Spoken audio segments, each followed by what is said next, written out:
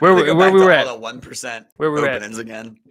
So what I was saying was that you already seen countries ban it. You know, Turkey was the Well, most gotta give a recent summary country. first, right? Well, the fact that we're Bitcoin establishing versus the that dollar. Dodge just passed as the 4th largest crypto, and now we're saying basically like they go all crypto, right? And Yeah, now and you're could it be saying why they that adopted? eventually they're just going to invent a digital I think dollar. they'll create a digital U.S. dollar that's centralized. It's owned and operated by the government. Is backed by the government. It won't be like the U.S. takes on and starts using Bitcoin. Before it ever starts using its own digital Yeah, currency. no. But couldn't I? Okay, I'm Bitcoin, right? Couldn't I still say, okay, well, 10,000 of your digital U.S. dollars is one Bitcoin that I mined. So like you don't control that. So like I said, you see someone like when you see a country like Turkey ban it, in my mind, like there's a way to ban it and there's a way to stop the use of it amongst your population. And when you think about things like a dollar or a euro, what's something that could really destabilize the value of that dollar and euro? Well, it would be a crypto that's worth so much more and is widely used more than what a dollar is used. You start turning American dollars and European euros into a Bitcoin. Those physical dollars go back into circulation. Now they're not worth as much. Okay. Well, what about if we add that Wall Street tax we was talking about and we treat a coin as a stock? So every time you buy a coin, you owe me, regardless, 0.01 of a digital US dollar. Yeah, but the whole basis of its adoption and its value is its use as a currency. But I said what I said. If it's crypto stock, then I think it immediately goes out the window. Listen. But no matter what, you can invent whatever crypto is. That's getting so one Bitcoin is worth $50,000 a day. You're still saying it's worth an amount of my dollars. You get what I'm saying? Yeah, and I understand that. But what I think what would happen is you would see the complete elimination through the government, where they start requiring things to be used and changed. And then the government would eliminate it. Yeah, and pretty much have that turn into a like I said. You see Turkey do it. They make it. They just declare it and deem it. But even before crypto, bro, people were buying shit on Silk Road. Yeah, you know what I mean. Like 100%. People are still gonna find a way into that black market. It can be whatever. Like you can tell me what it's to me. The way that I see that, right, is it's not about how much is that thing worth, like or what it. It's about how much it's worth. It's not about what it is. You get what I'm saying? So I could say these like ashtrays now are worth 10,000 US dollars, right? And if someone online or Domino's decides to accept ashtrays as currency, like it's not about what it is. It's not about the coin. It's about the fact that someone is accepting it as currency. It doesn't matter what it is. It could be bottles. Like of course you would see Bitcoin use in like a black market setting, but its value and what it's worth right now is highly based off what it is. What it is people seeing it and using it as being one of the first widely accepted cryptocurrencies that you can use to buy things. And then this Bitcoin is still associated with a dollar amount. And I think when you have something like that, if you were to eliminate its use and acceptance in all the legal markets, it would only relegate it to a black market thing, which would then take it back down to that $4 mark, or 50-cent mark, or what it was. What? In that time. What it's Steve? Because like I said, bro, think about why it's valued as high as it is. One, because of its cap, but think and how about much if it's circulated. Bitcoin was to get traded. I'm sure it does, but in the black market, right? Like you can't tell me as a black market seller of whatever, you wouldn't be more persuaded by a Bitcoin than 1,000 Dogecoin. You know what I mean? Like still has that mystique behind it, right? But so it's like that's still gonna carry weight, bro. Right? So to say like 100%, it crashed, it 100%. didn't crash. It might not be worth $50,000, but it didn't crash. Yeah, but that's what I'm saying. That's what I think is gonna happen. Is it's gonna be relegated to that point where it's a black market use. It will still hold a value, but you won't be able to trade it on like a Robinhood or like a public coin market. People that own you know what I'm saying? Bitcoin right now. I mean, at that point, it's like, okay, it's definitely a tough choice because the whole thing is it's a decentralized currency. Like no one owns this particular currency. It's not backed by any particular government. So in theory, the government won't owe anyone anything. Yeah, but you know what that would cause. So now think about all the crypto, all the different coins. You're talking about taking away everybody's coins, with this one decision. That's billions on billions of dollars. I mean, even Elon Musk, is invested into that, bro. Yeah. So you're talking about really hitting your own market. Well, it's so like you're almost. But this is the thing. You know what would happen? You know what's better? Look, this is what I'll tell you, bro. But Steve, the best thing for them is to let them inflate as high as they want. Because really, it's just GDP. You know what I mean? It's like, yeah, we got a coin in American circulation that's worth fucking $150,000. Regardless, I still have my U.S. digital dollar. That's always going to be something X amount equivalent to one of them. Yeah. So why not let them inflate forever and keep inflating this fake market? These F's are tough ones. Well, because when it starts interfering with your U.S. government-backed dollar, I feel like it's I think it becomes a huge threat to people. You know what I'm saying? But you have your billionaires invested in this. But you know what you would see? You would see a gradual sell-off of the billionaire investor.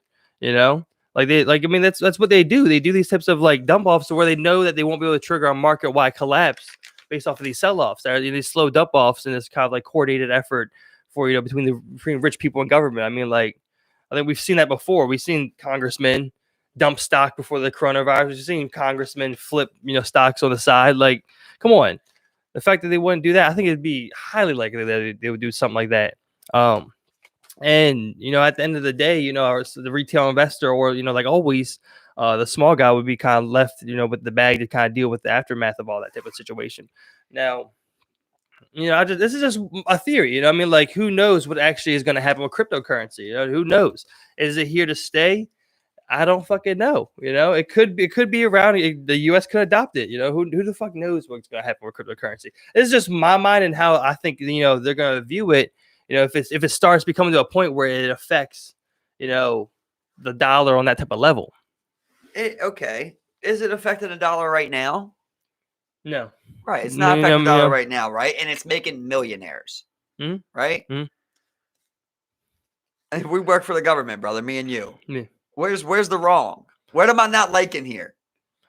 Even though if better, it's good. Listen, what I'm saying is for them. I'm saying from their point of view, right? Yeah. Well, we know they're evil, right? Well, I mean, so what did them makes them want to change that?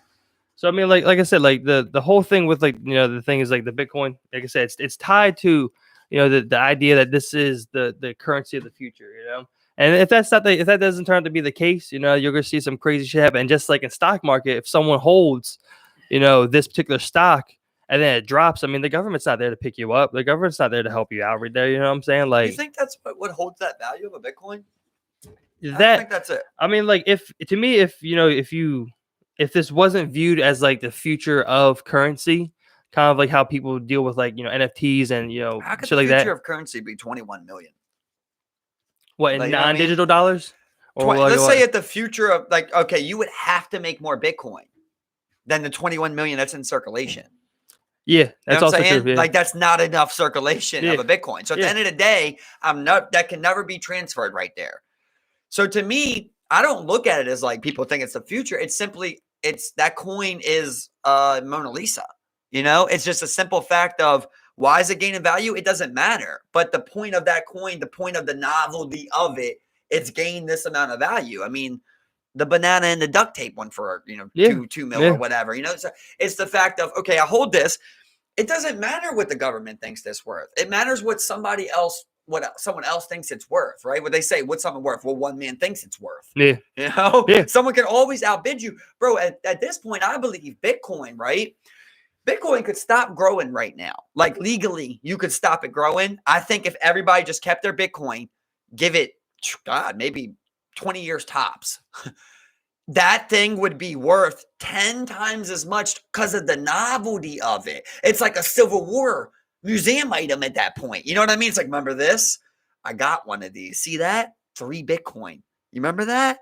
When these things change the market, it's like, even if it crashes, it's almost worth more if it crashes. Now it's like the Gettysburg story or something. You know what I mean? You get what I'm saying? Though? Yeah, no, 100%, it's like, 100%, I don't think bro. at the end of the day, that could never become the real currency. There's not enough of it. They would have to open the market for that, or you would go to Litecoin or Ripple or something. And then like anything else, like, especially when you start making more of it, that value would come back down. Is the Fed going to turn to mining factories? Is the Fed Reserve going to be a mining factory? Yeah, but like again, if you got to the point where there was these huge wide scale factories and all these bitcoins were being produced, once you got to a point where you produce too much, and if you print like America does, no, but here's the you thing, crash the price. You keep looking at it like that, but I'm saying is like you make the final decision as a country, bro. I can do whatever I want to that coin. I don't have to exactly. I don't have to eliminate it. You get what I'm saying? I can sit there and say, okay, I'm putting a 10% tax on all crypto. I can do that if I want. And I made it illegal without making it illegal. You get what I'm saying? Yeah. Like, I don't have to sit there and say, oh, I got to crush you. It's all a theory, bro. You know what I'm saying? And then if you want to keep participating in that, then I get my cut. Like I said, like I think if you got to a point where it's like, okay, well, we only like in America, like you can only use the US digital dollar for transactions. Then you had to turn that Bitcoin into US digital dollars. I mean, like, okay, well, it just seems like that value. It's like, okay, well, this is worth 52,000 digital dollars. So you trade. But people could still make coins. People could still mine coins, like in their own homes. You can't watch all these people. Somebody's still going to be making. You see the new year. I mean, yeah. Like I said, Dogecoin. Like I said, Bitcoin. If you move it to like that black market style, I mean, like that's just what I think may happen. That's all. Like it just doesn't seem like decentralized currency would be like the next like step of like globalization. Like it seems like that's a split decision in the world. You know what I'm saying? It's like nationalism or globalism. Like I don't. People want to do Bitcoin, but like y'all don't want to share the same currency with the entire world. Yeah. So, but I'll tell you what, if you did like make everything paperless, there has to be less robberies. It has to be the next step. It has to be the next step. Is digital currency. How could you rob me, or like how could you be a squeegee boy anymore? More sophisticated hacking methods. That might stop the squeegee boys. You would see a new age of like cyber terrorism. I'm saying though, as far as like people shouldn't be running up to your citizens anymore and like emptying their pockets. You get what I'm saying? Well, I mean, I imagine there'd be some way to transfer amongst person to person. It's just like, yo, send me that. Send me that, run me that shit. And you're just like, oh. Not just like, there's got to be a way to, right? In like 2 days, I fucking, as soon as I get home, I dispute it. I mean, I say I was robbed. They tracked that guy's account, which now they have a sensor in that can track. We were talking about before, bro, is that we're always behind when it comes to shit like that. People are always thinking of how to get around these systems. I think you'll find a way, you know what I'm saying? You'll find somewhere. There'll always be that crime. It will just evolve with whatever the technology is.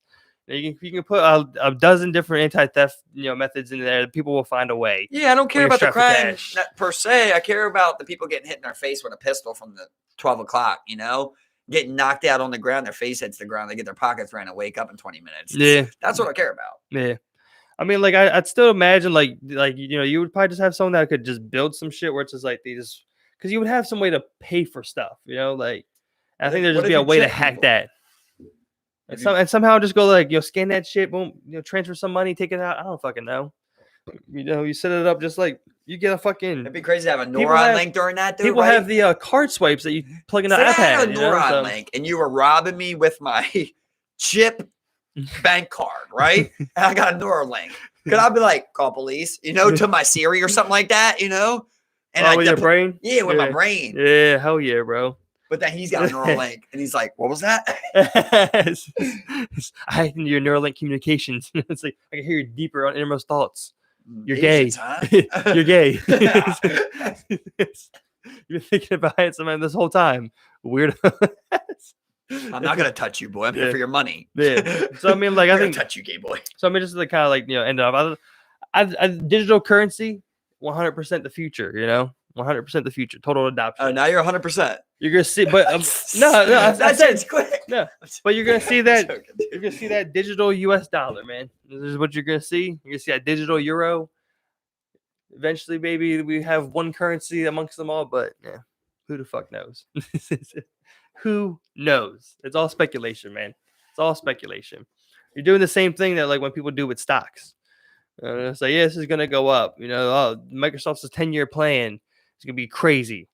There's a new price target, $400. Just like. What do you think about a fake alien invasion? What do you mean fake?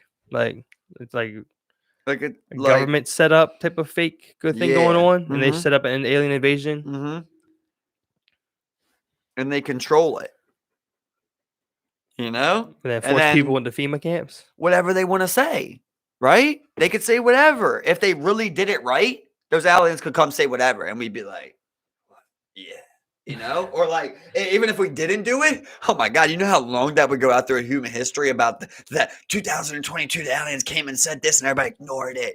Oh my God, now we got a different level of conspiracy. Would you join a rebel group? What if like there's like a group of people that just like they wage war against the alien overlords? And it's like, would you join that?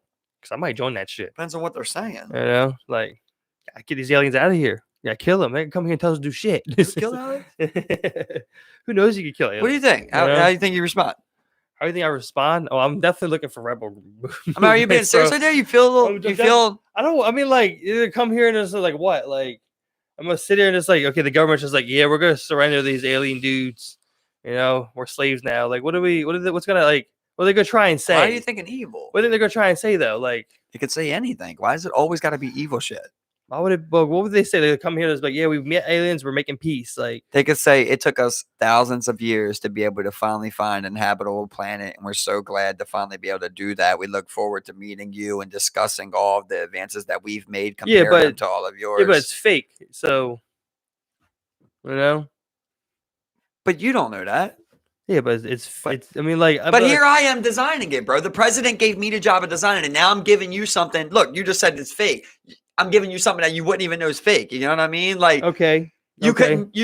I would come however I want to, right? Then once I get that right there, where you're like, well, you're at that point of like, that don't sound so bad. You're saying why is it evil? But it's evil to begin with, first of all. You know, of course, I don't know that, of course, but like, yeah, you don't know whatever. It's fake. Yeah, whatever. Well, if you know it's fake, yeah, I guess you would rebel up. That's what you're saying. If you know it's fake, you would rebel up, Steve. What are they gonna do? Say like, okay, we met aliens. And then what? Like, you know, it would probably be a live thing on TV. What's their power move here? For this fake setup, what's the power move? For the government? Yeah, I mean, well, that's what I was getting to, right? So then from there, let's say, like I said, you know, we come from a planet that is falling apart. And one of our major flaws that we did throughout our process was using carbon emissions. We overdid it and we destroyed a lot of our planet with that, right? Just slowly, little things like that, bro. Just slowly persuading, dude. And then we go carbon neutral, like, dude. I mean, like, dude. I mean, what do you think? What do you think? Like, what these guys, like, I'm trying to figure out like the MO over here. It's like, okay, well, it's like, I guess we're a green planet now. Like, what do you think? Like, would they be? Would everybody who doesn't believe in that? Would they just believe it? Well, it all depends whatever the fuck the government does at that point. If they're gonna use that and just be like, hey. Well, now we're going completely green energy. I mean, it's like, okay, cool. But I mean, like, you know what I'm saying? Like, I'm not sure what you're looking for. I mean, it's like, I was trying to use it as an example. So you could chase it. If you just chase it, then yeah, you can always chase it. But it's just one example of I could say anything. So if you're believing it, I've already got you where I want you. Like, I can say anything now. I've already won. Doesn't matter. It doesn't even matter what I say. Okay. You believe it. Okay. You know? So I could do it I could say gay people should be stoned. I could say that. If I got you really believing I'm an alien, bro, I can say anything. There is no God. There is a God. Don't drink the water. Drink the water. Shit in your backyard. Don't shit. If you really believe that I'm an alien, bro, people are going to it's going to be hard to deny some alien knowledge, right? I think we both can agree that. It's going to be hard to be like, dumbasses, like, right? Yeah, it's gonna be hard. Even for a guy who's a denier, right? It's gonna be like 100%. Well, if you really believe it, like that's what I'm trying to persuade. Like, you really believe it. It's like they came all the way here to give us this knowledge. Like, we need to take it in. We need to learn. I'm sorry, I was wrong. You know what I mean? Like, that's really ambitious. There'll still be alien rebel groups out there. You're still gonna have alien rebel groups, bro, for sure. They could do whatever. They could go play. They could say, we just come here and plant daisies, bro, and like somebody will shoot at them. Yeah. That's for sure. Yeah, 100%, bro. You know? I mean, like, I'm just saying you can do it to persuade anything. Yeah. What if dude, I could persuade you to think that an asteroid's coming. Get into the ground. Get into these bunkers. I could persuade you so heavy, bro. So that's what like blows my mind when you say things like that. Because it reminds me like this thing you said about like flat Earth, where it's like, well, then what? It's like, dude, it's not about the thing itself. It's about the fact of how did they make you believe that? That's fake alien invasion. Or if you found out it was flat Earth, let's just say you found it out. Like, no, your life doesn't change, but it's about the fact of how the fuck did they sell that for 1 million fucking years, bro? That's the thing. That's the problem. That's the thing that changes tomorrow. You're just like, dude, if they faked that. You know what I mean? Like, it sounds like you're going to a rebel group, bro. It sounds like you're going to a rebel group. You know what I'm saying? It's like, it's like, I gave you that earlier. I would have to know that's fake, though. You know what I'm saying? You know what I'm saying? Like, I mean, like, when you find that out it's fake, it's like, I don't know about you. I find out, okay, flat Earth, that's real. They kept this from us. Where's the nearest rebel group? It's like, where can I go to topple this regime? Yeah. Okay, but like, last time you said don't affect your life, and a lot of people say that. But it's like, it's not about the fact of, is your Earth going to shift tomorrow? Are you going to fall off the side? No, it's about the fact of, first of all, you sick fucking bastard. I'm saying, rebel group. Why? You created, dude. If I seen that on news, like, I'm just screaming for 10 minutes. Why? Why would you lie to me? You know what I mean? Dude, you had to have talked to the devil. Like people say God speaks to him, bro. Some people the devil speaks to, bro. And if you're sitting there saying I'm going to deny like vital information to all of humanity based off of like my need for egotistical, achievements, like, bro, you are legit the devil. You are a walking horned devil. And I want to know how many are you and where do you exist? Like, I have so many questions. I feel so dumb. You know what I mean? Because I always thought, there's no chance, but maybe there's 1% chance. But then you hear people that are like, that's dumb. And you're like, yeah, that's dumb because I only gave it 1% chance, but you said it's dumb. So now it's like 0. You know what I mean? And it's like all the time you're like, what the fuck, bro? What else was there a Disney Channel? Everything. That's what I'm like. Simulation, bro. It's anything You're going real. Crazy. I'm going crazy. You're joining a rebel group. And I want to kill. Exactly. You're going crazy. You can join a rebel group. Like I said, it's like you see some shit like that. Some shit's going down. Just like, especially some shit you definitely don't agree with. You know what I'm saying? Like, imagine like, it did go bad. It's trying to like, just like take absolute control of people. And it's just like, okay, people come down. We got aliens. All right, now we got everyone, we got to take care of everybody. We're in this fucking, like, we're in the walls of New York and shit. Like, it's just like we're controlled. Everybody's controlled. It's like, fuck this.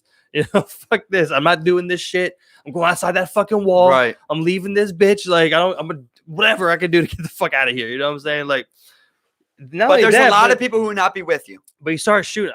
I don't care, bro. I'm just saying, like, just off the top of my head, let's say, like, if there really was a revolution, how many people would fight the government, right? Let's just say it's 50%. Like, I think that's high. Yeah, I think most people high. That's super high, right? High, bro. Just give it to me. Just give it. Yeah, 50%. 50%, right? Yeah. Now aliens came and said some shit, and now we're rebelling against the aliens and the government. How many people are fighting? 1 out of 10, bro. Yeah. 1 out of 10, maybe 1 out of 20. Yeah. So you're talking about maybe like 20,000 of you in Maryland. Yeah. You know what I mean? Like, they could beat you without the aliens. Mm-hmm. You need the extreme numbers, bro. So little things like that, bro. I mean, they have big impacts, bro. It's scary to think about them faking something like that, bro. It really is scary. Like, it makes me scared for my children that you would lie to me about something like that, bro. At that point, I'm scared of, you know what I mean? Like, it makes me, now that I'm thinking about it, it's like, I want to throw up. Like, that's how I feel. I'm like, like, I'd be really mad if I brought children into this world and I was lying to them about the shape of it. That's why that would frustrate me, right? But then I'm telling you to like take 19 vaccines before you're 6 months. No social security cards. It's like you got them chilling in the back. Nothing going on. I'll be crazy to go no security cards.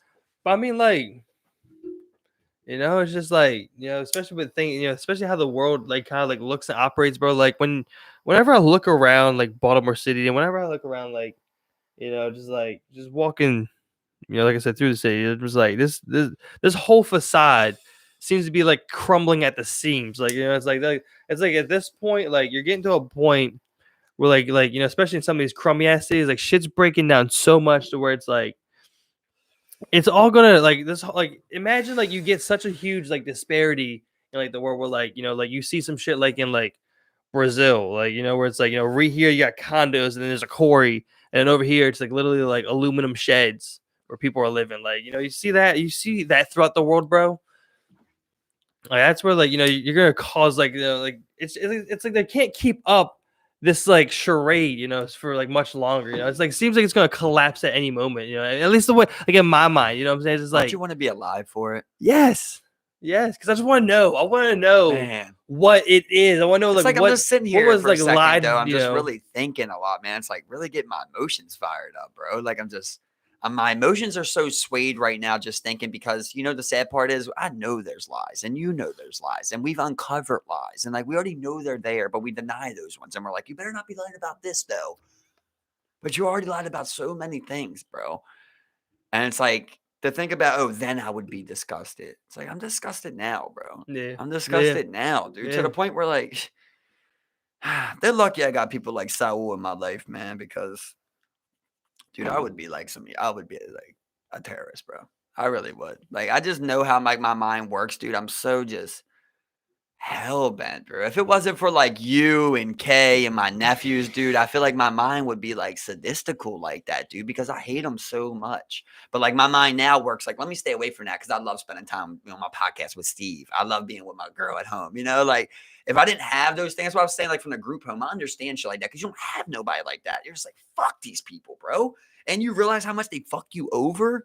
It's like, See, fuck you. that's the thing, bro. I think a lot of people would be happy just like, keeping up with this type of like, facade, because it means that they go on that walk that they like. It means that they still go to that one restaurant that they enjoy. They still can go to the beach and stuff. It's like, in a place like, America, where like, like you can just walk around and do these things and almost seemingly be free. But it It's reminds like, me of the things I was saying the other day to you, where it's like, okay, I tell you it's a simulation. What are you gonna do? You're still gonna go to the beach today. yeah. You're not gonna go home and ponder the universe or figure something out that that you didn't know the other day about the simulation. Where would you even begin to think about how to break out of a simulation? Like, Suicide, bro. that'd be the only way. It's when you get sick, dude. It's when you get sick, bro. That's when you really get tormented in your mind, bro. Is like not everybody commits suicide because of depression, dude. Oh yeah, no. I think people really, especially now. I mean, like, I think there's a reason. I mean, of course, there's a reason. There's a reason suicide rates are like, so high. And why so many people do it? I mean, like, this is it's kind of like of a sick thing we're going on. Like we said before, where we're talking about cities. We're talking about, cities are super unhealthy. They're great for economies, but they're not good for people. They're terrible for people. They break people down. They make people do shady shit. Oh damn! What happened right there? I don't know. It's reloaded. People do shady shit. They do super fucked up shit. And it's like, video has ended. It's all good if not. Oh, that's on Facebook shit. Yeah, that's on Facebook. Damn, that's weird. Yeah, I'm about to reset it up. Not sure. Huh. Yeah, just like yeah, I got you. Yeah. We've talked about it many times with the city, man, about what they done. The fact is, it's hard for a man or anyone, a human, to admit that they've wasted their time, that they've wasted years of their life on something that just wasn't worth it. And it's the ego that gets in the way of being able to accept when you're wrong about something. No matter if you gave it 30 years, you're going to be more miserable giving it another 10 than you would have taken a shot on something else that made you happy. We've already seen the statistics, and it's crazy because it's sad that it makes me happy when you talk about, society falling. Do I really want my child to live in a anarchy playground?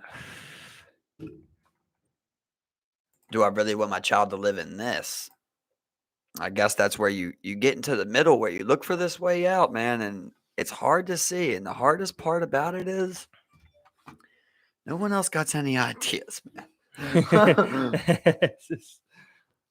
So it's like I always sound dumb. Breathing. I always sound dumb to people, because they don't have an idea. So of course my idea is going to sound dumb. But I'll tell you what, at least I'm trying. I'm trying to figure out some way. Meanwhile, people will complain about the government for 50 years and never do nothing. and live in a row home and work a job for 50 years at one fucking job and waste their whole goddamn life away. I mean, you know what's? I'm not sure if you're done. I was just carrying it on as we was going. We good? Back up on Facebook.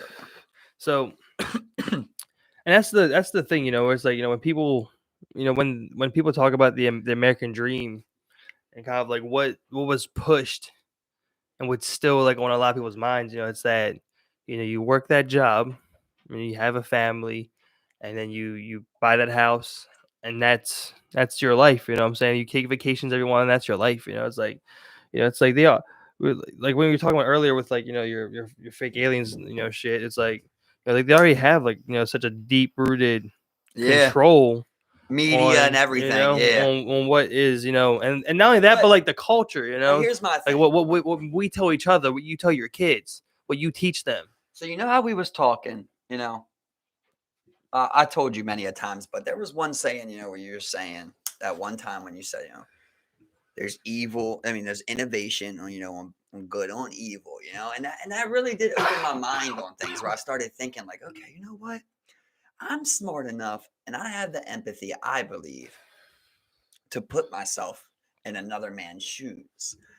Let me put myself in evil shoes so that I can see a tactic that may be used against me, you know? And I realized that, you know, the best way for you to control people is to give them what they want. Your version of it. You know, that's why I was saying like what Elon and Jeff Bezos and shit. I'm not saying I'm right, but like it's way better than the government saying, hey, we're gonna give you 2 days shipping for $10 a month. You know, like people would never be, everybody would be like, fuck you. You know, that's what I pay taxes for. But Jeff Bezos, it's okay. The government, you know, they don't never want the government hiring 30,000 people for minimum wage, you know, or $15 an hour, whatever it is. But like, it's a company, it's okay. Yeah. You know, so I feel like, okay, we've talked about aliens so much, bro. So much alien shit has came out. Let's give them aliens. Our version of it. I mean, like straight up, you know, they've released the UFO files of like, you know, the Navy, Air Force, and shit. Like, I mean, I could literally be like a little, you know, fish hook in the water. You know, just like waiting for people to bite. You know, I mean, like, why else would you willingly share something like that? You know, it's because you get to the point where it's like it's hard to deny it, like you were saying. You know, you get to this point where it's like, how long can you keep up the facade? The only thing that's saving you right now, as far as damn. Yeah, I don't know about that one. The only thing that's saving you right now, as far as, you know, I see something with Facebook, man. You know, aliens go, really is religion. I mean, most people that don't believe in religion believe there's aliens out there. Yeah, that's very true. What seems to be holding it together is the religion part. You know, it's like, no, this is it. Other than that, everybody universally accepts that, yeah, there's probably something out there. How long can you deny it for? And like you said, you know, I mean, yeah, definitely, yeah. and like you said, where you know, you're pretty much saying that, you know, like, you know, they give you, like, you know, you get on earlier, like, you know, they give you their version of what, you know, what aliens are to us. They can already control that whole aspect, and you know, then just kind of use that to make a means of, you know, I don't know, legislation, some type of like, you know, new type of movement to force onto people. You know what I mean? Like, do you believe there was ever a human that was born with some type of special abilities? Yeah. You Yeah, believe definitely. that, right? Yeah, I'd definitely. believe that. There had to be like one, right? Yeah, definitely. How about Outlier. everybody believed that, right? Give me your version. Jesus Christ, baby. Walked on water. Yeah. And this is what he did, and this is what he said to do. Just give me your version of things, bro. I mean, and you know, really at the end of the day, it just comes down, you know, something like that would just come down to like, you know, he said, she said. What's sick is how good it worked. That's the scary part to me. Rooted, deeply rooted Dude, it works in the world. How? How do you mean to tell me like you guys haven't figured it out yet? You guys been here for 500 years doing this shit, and it's like you haven't figured it out. I don't know, like, is it because our generation had access to these things that like we just get it? Well, so I think the internet has been, one of the greatest things for like, human discussion, talking about those ideas openly, somewhere and actually being able to explore those. Um, and I think that's definitely helped people a lot. And that's the whole thing with spirituality. It's like, it's what you want it to be. Like, I mean, like you can go chase the Christianity, but like, at the end of the day, I think, the real spirituality is just like, what you believe, and kind of like like an open mind, and kind of like evolving that type of like thing with like just like your overall like what makes you feel good and happy, about like what you might even like believe in. But the control aspect is that like like this has you like people have fought over this thing, this religion.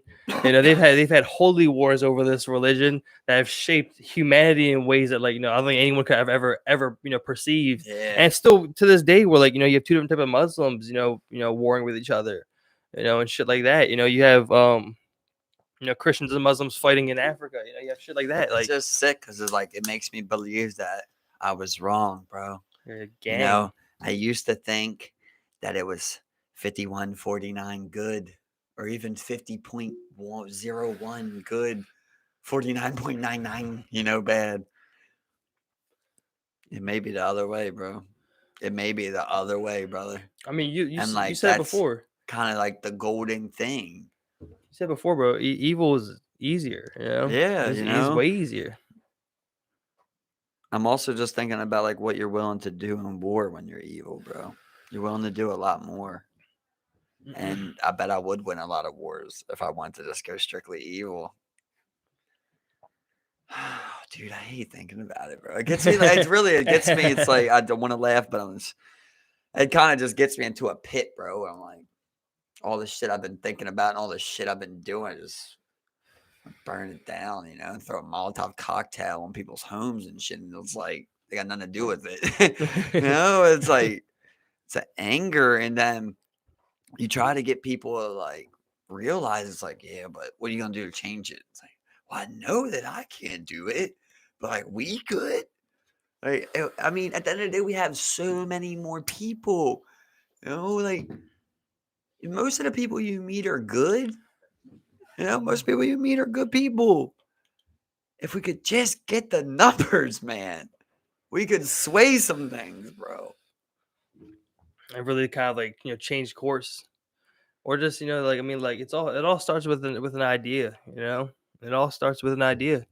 It's the even if you just got the ball rolling, even if the ball just got rolling in that direction, the ball was formed. Like Well, I mean, what do you know? like? It seems like they're trying to. That's what I'm saying, though. They could just be given their version of Bernie Sanders, AOC. You know what I mean? Like they know that that's coming, so they just get at it early. Like here, we're just putting a government implant of that personality trait that you want. We'll give you what you want. They're young, they're people you relate to. They're just like, well, I mean, like you see, like the new age of like Sanders not young. Yeah. Well, I mean, like I said, like AOC. Yeah. Ilhan Omar. A lot of those. They're on the younger side. They're on the younger end of that. I mean, most of them are like 70, 80. Do you think like could someone in Congress like be one of us? What do you mean, like actually be like a real representative? Or like, could someone in Congress be how me and you are every day? I thought about it. And I thought about if someone was to run a campaign on just like brutal honesty. It's like, look, I'm gonna give you this shit's real. Like someone's up on a podium, they're just like, look, I'm gonna tell you what the fuck is going on. I'm gonna be 100% honest. Transparency. That's what the fuck I do. It's like there's someone up there just like they're just talking how they want to talk. It doesn't even fucking matter. They don't care. They're just like kind of like Donald Trump, but like even more vulgar. Where I say, look, he did it, bro. Yeah, that's what I'm saying. He did. Yeah, 100%. But I'm saying like the dude's up there just cussing, doesn't give a shit. There's like he's telling you tell you what's going on. Like that's what pissed me off, bro. Because I was like, I thought it was so easy when Sanders, like with Sanders, like I would have a social media presence, bro. I don't even need to go to your debate. Like Donald Trump, he could have just did a live YouTube video, bro, and he had more people tuning in probably than a debate.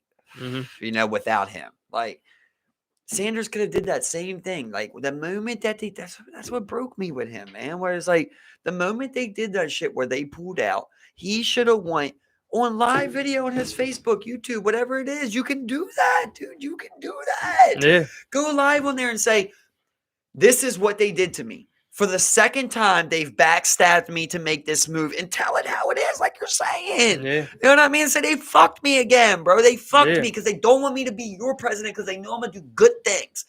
You know, and do I got to run? I've been told to run. You know, but I always imagined that you can't be this in there. You know, somebody will break my heart. Yeah, and that, or you know, or just just take you out of power. You know, I mean, like like House of Cards style. You know, just like kind of just like work you up Put out a of sex this bitch. scandal on me. Exactly. Just get you the fuck up out of there. You know what I'm saying? And then you end up suicided. It's just like that's like the scariest thing.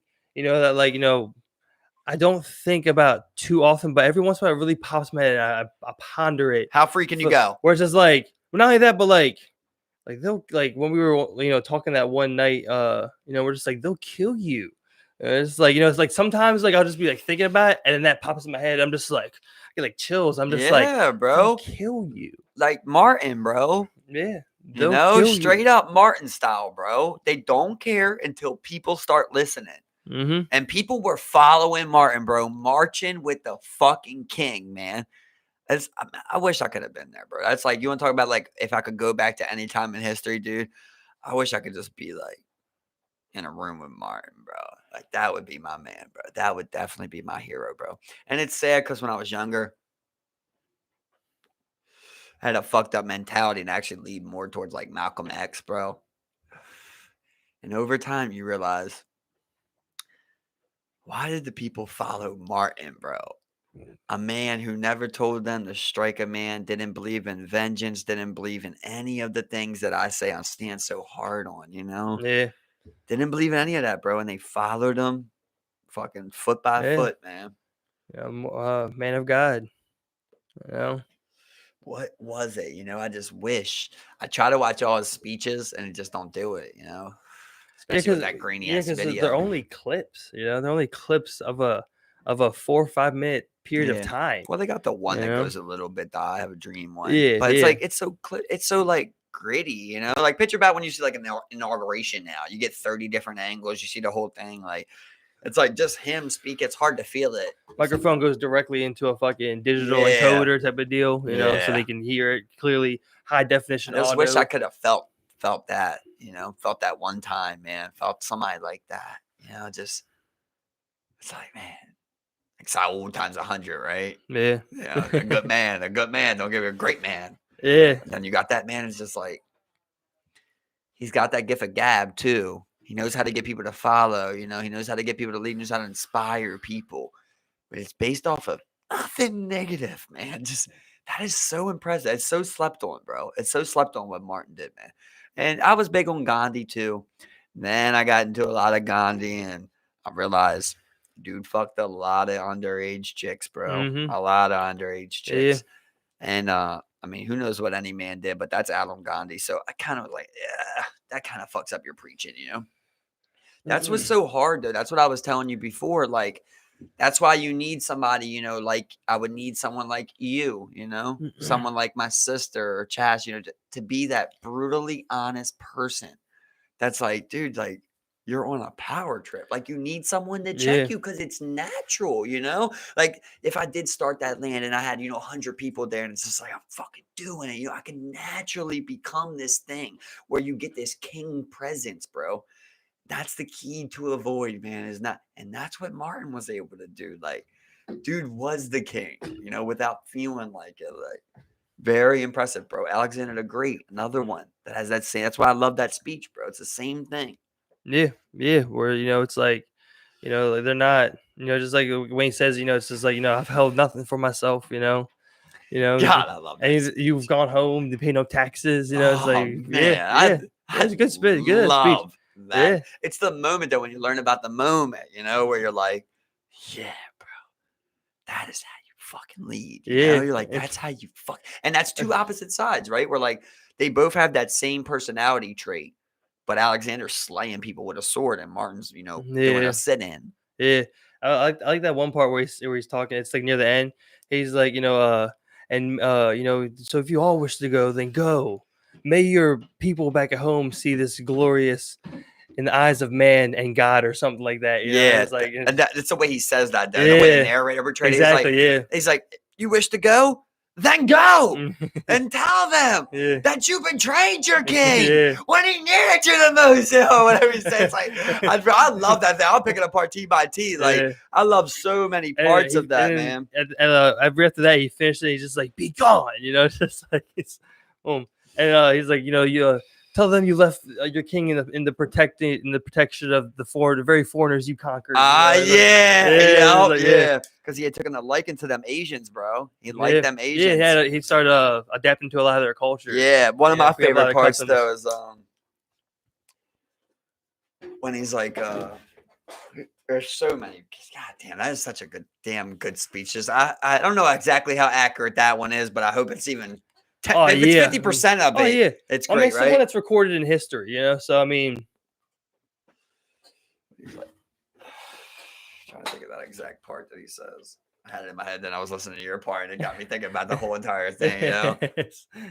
Oh yeah, it's the part where he's like, he's going through all the things he's conquered, and that was a 9-year quest, Steve. A 9-year quest, bro. They're just taking everything. And he's like, I conquered the Macedonians. I slaughtered the Persians and Burmese, I conquered the Egyptians in the deserts. And then at the end, he's like, and I would have taken the Senegal Valley if it wasn't for you cowards, or like you cowarded back. Yeah. The part where he's like, the first to cross the Hyphasis is King Dionysus himself. I would have crossed the Indus too. Yeah, if it wasn't for your cowards. I thought I would send some of you who have gotten old. That's all he was doing. That's all he was doing, bro. To be walking home as heroes. But it's just like, man, that was the 100%, fire ass speech. And I mean, like, you were talking about the one part you really highlighted was the part where he's like, show me your scars. I'll show you mine. From the front, at least, I remember there was one dude who commented, and he was just like, "That's because Alexander never ran." I'm just like, it's damn. Right? You're just like, oh, fucking man. It's like, god damn, bro. Like, even if you were like a fucking quarter of like what that dude Alexander had, even if you had a quarter or a tenth of the fire that man brought, you'd be a fucking gifted individual. You know what I'm saying? It's like that dude. Yeah, it's just like it's so weird.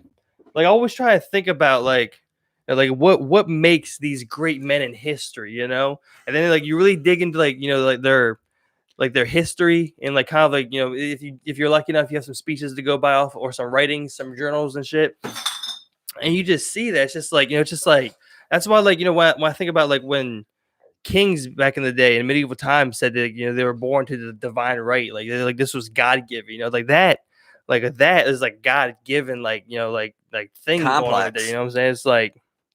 It's like your brain's just built differently. Right. It's like you're just there's harboring a different type of like. There's a lot of things to be said right there. First of all, let's just clear that up. That all he was trying to do was send back the people that had got old on a 9-year voyage, and the injured, to go pay no taxes and live, a luxury life, bro. And they took that as an insult because he wanted to keep foreign warriors, bro. How about them?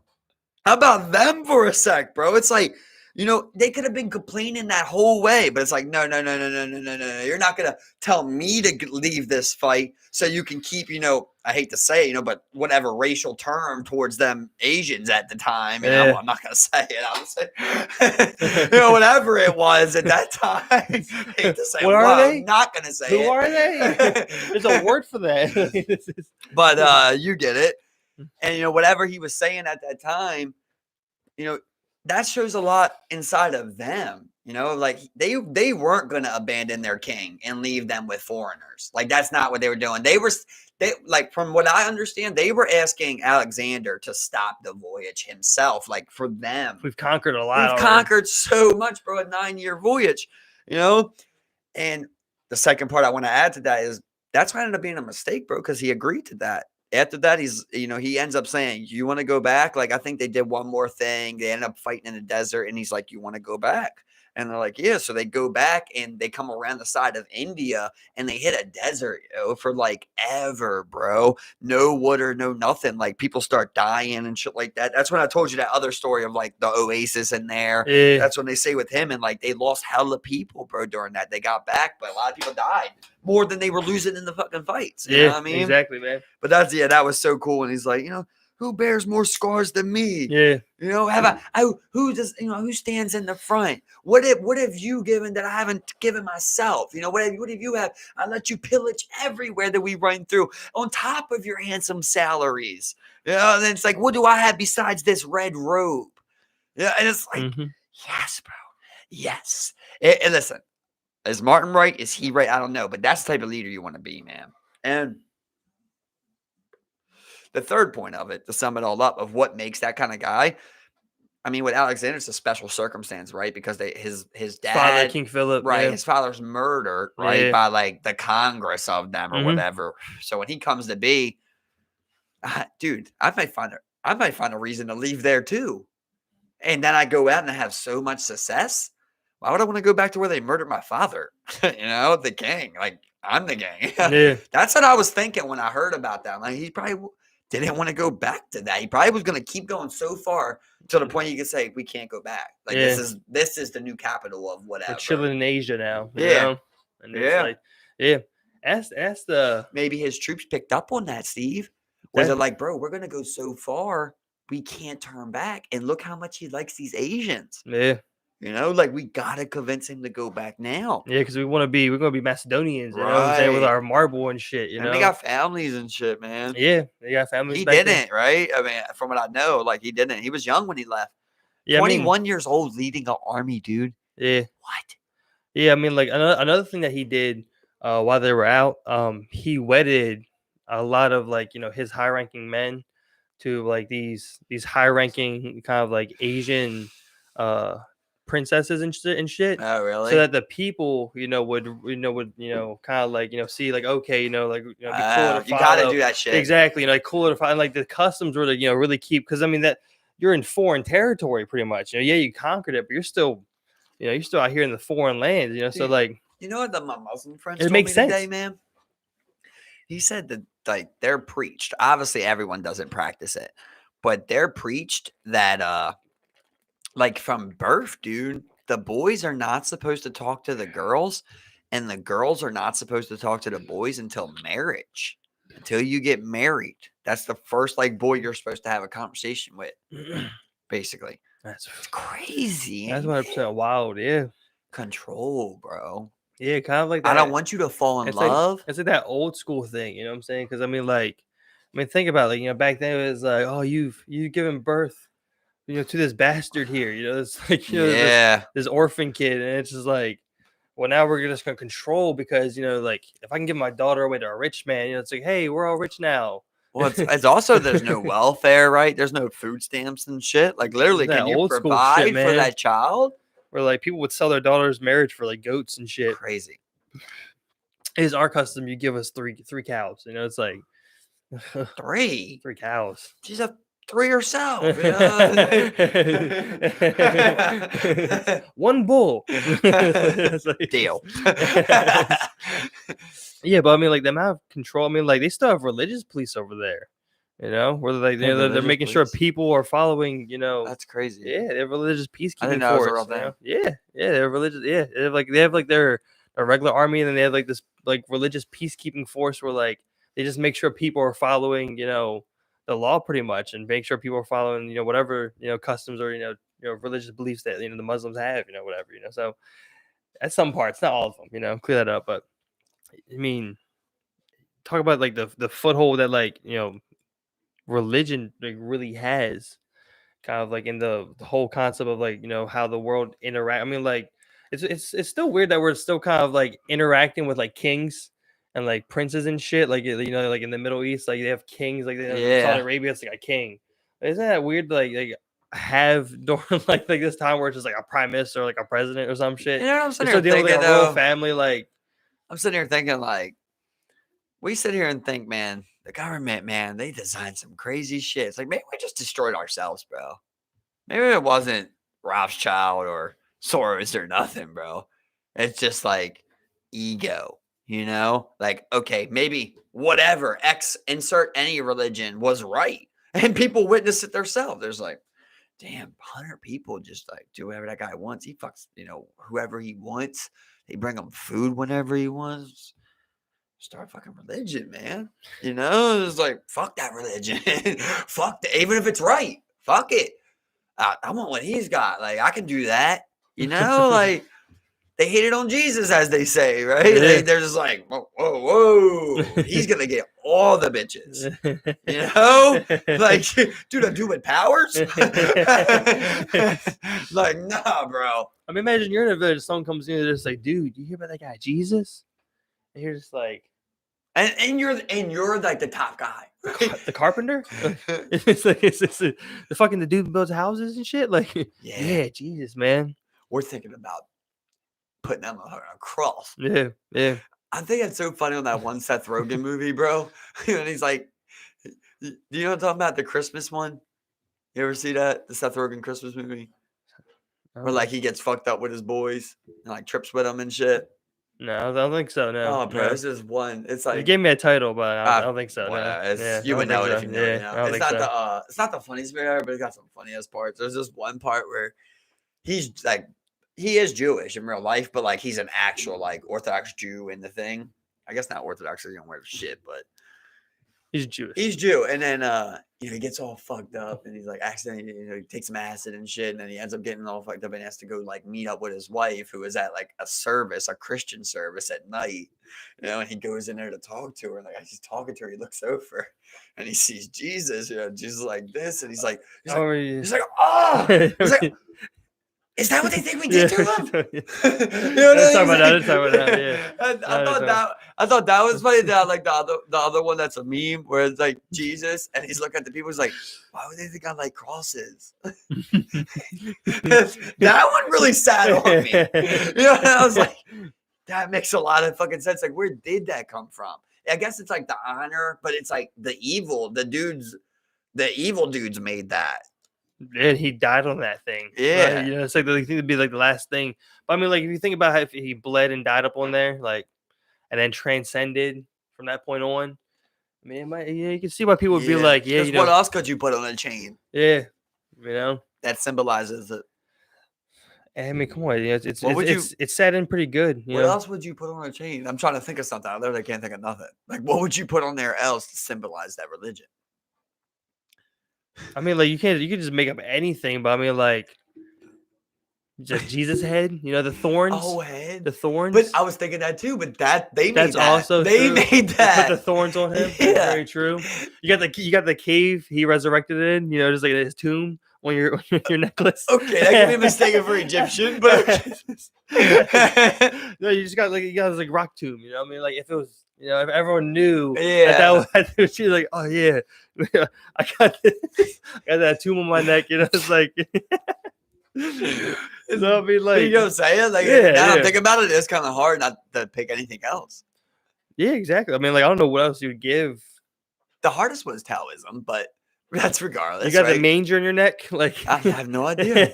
I cannot think of it. Oh man, I mean, like.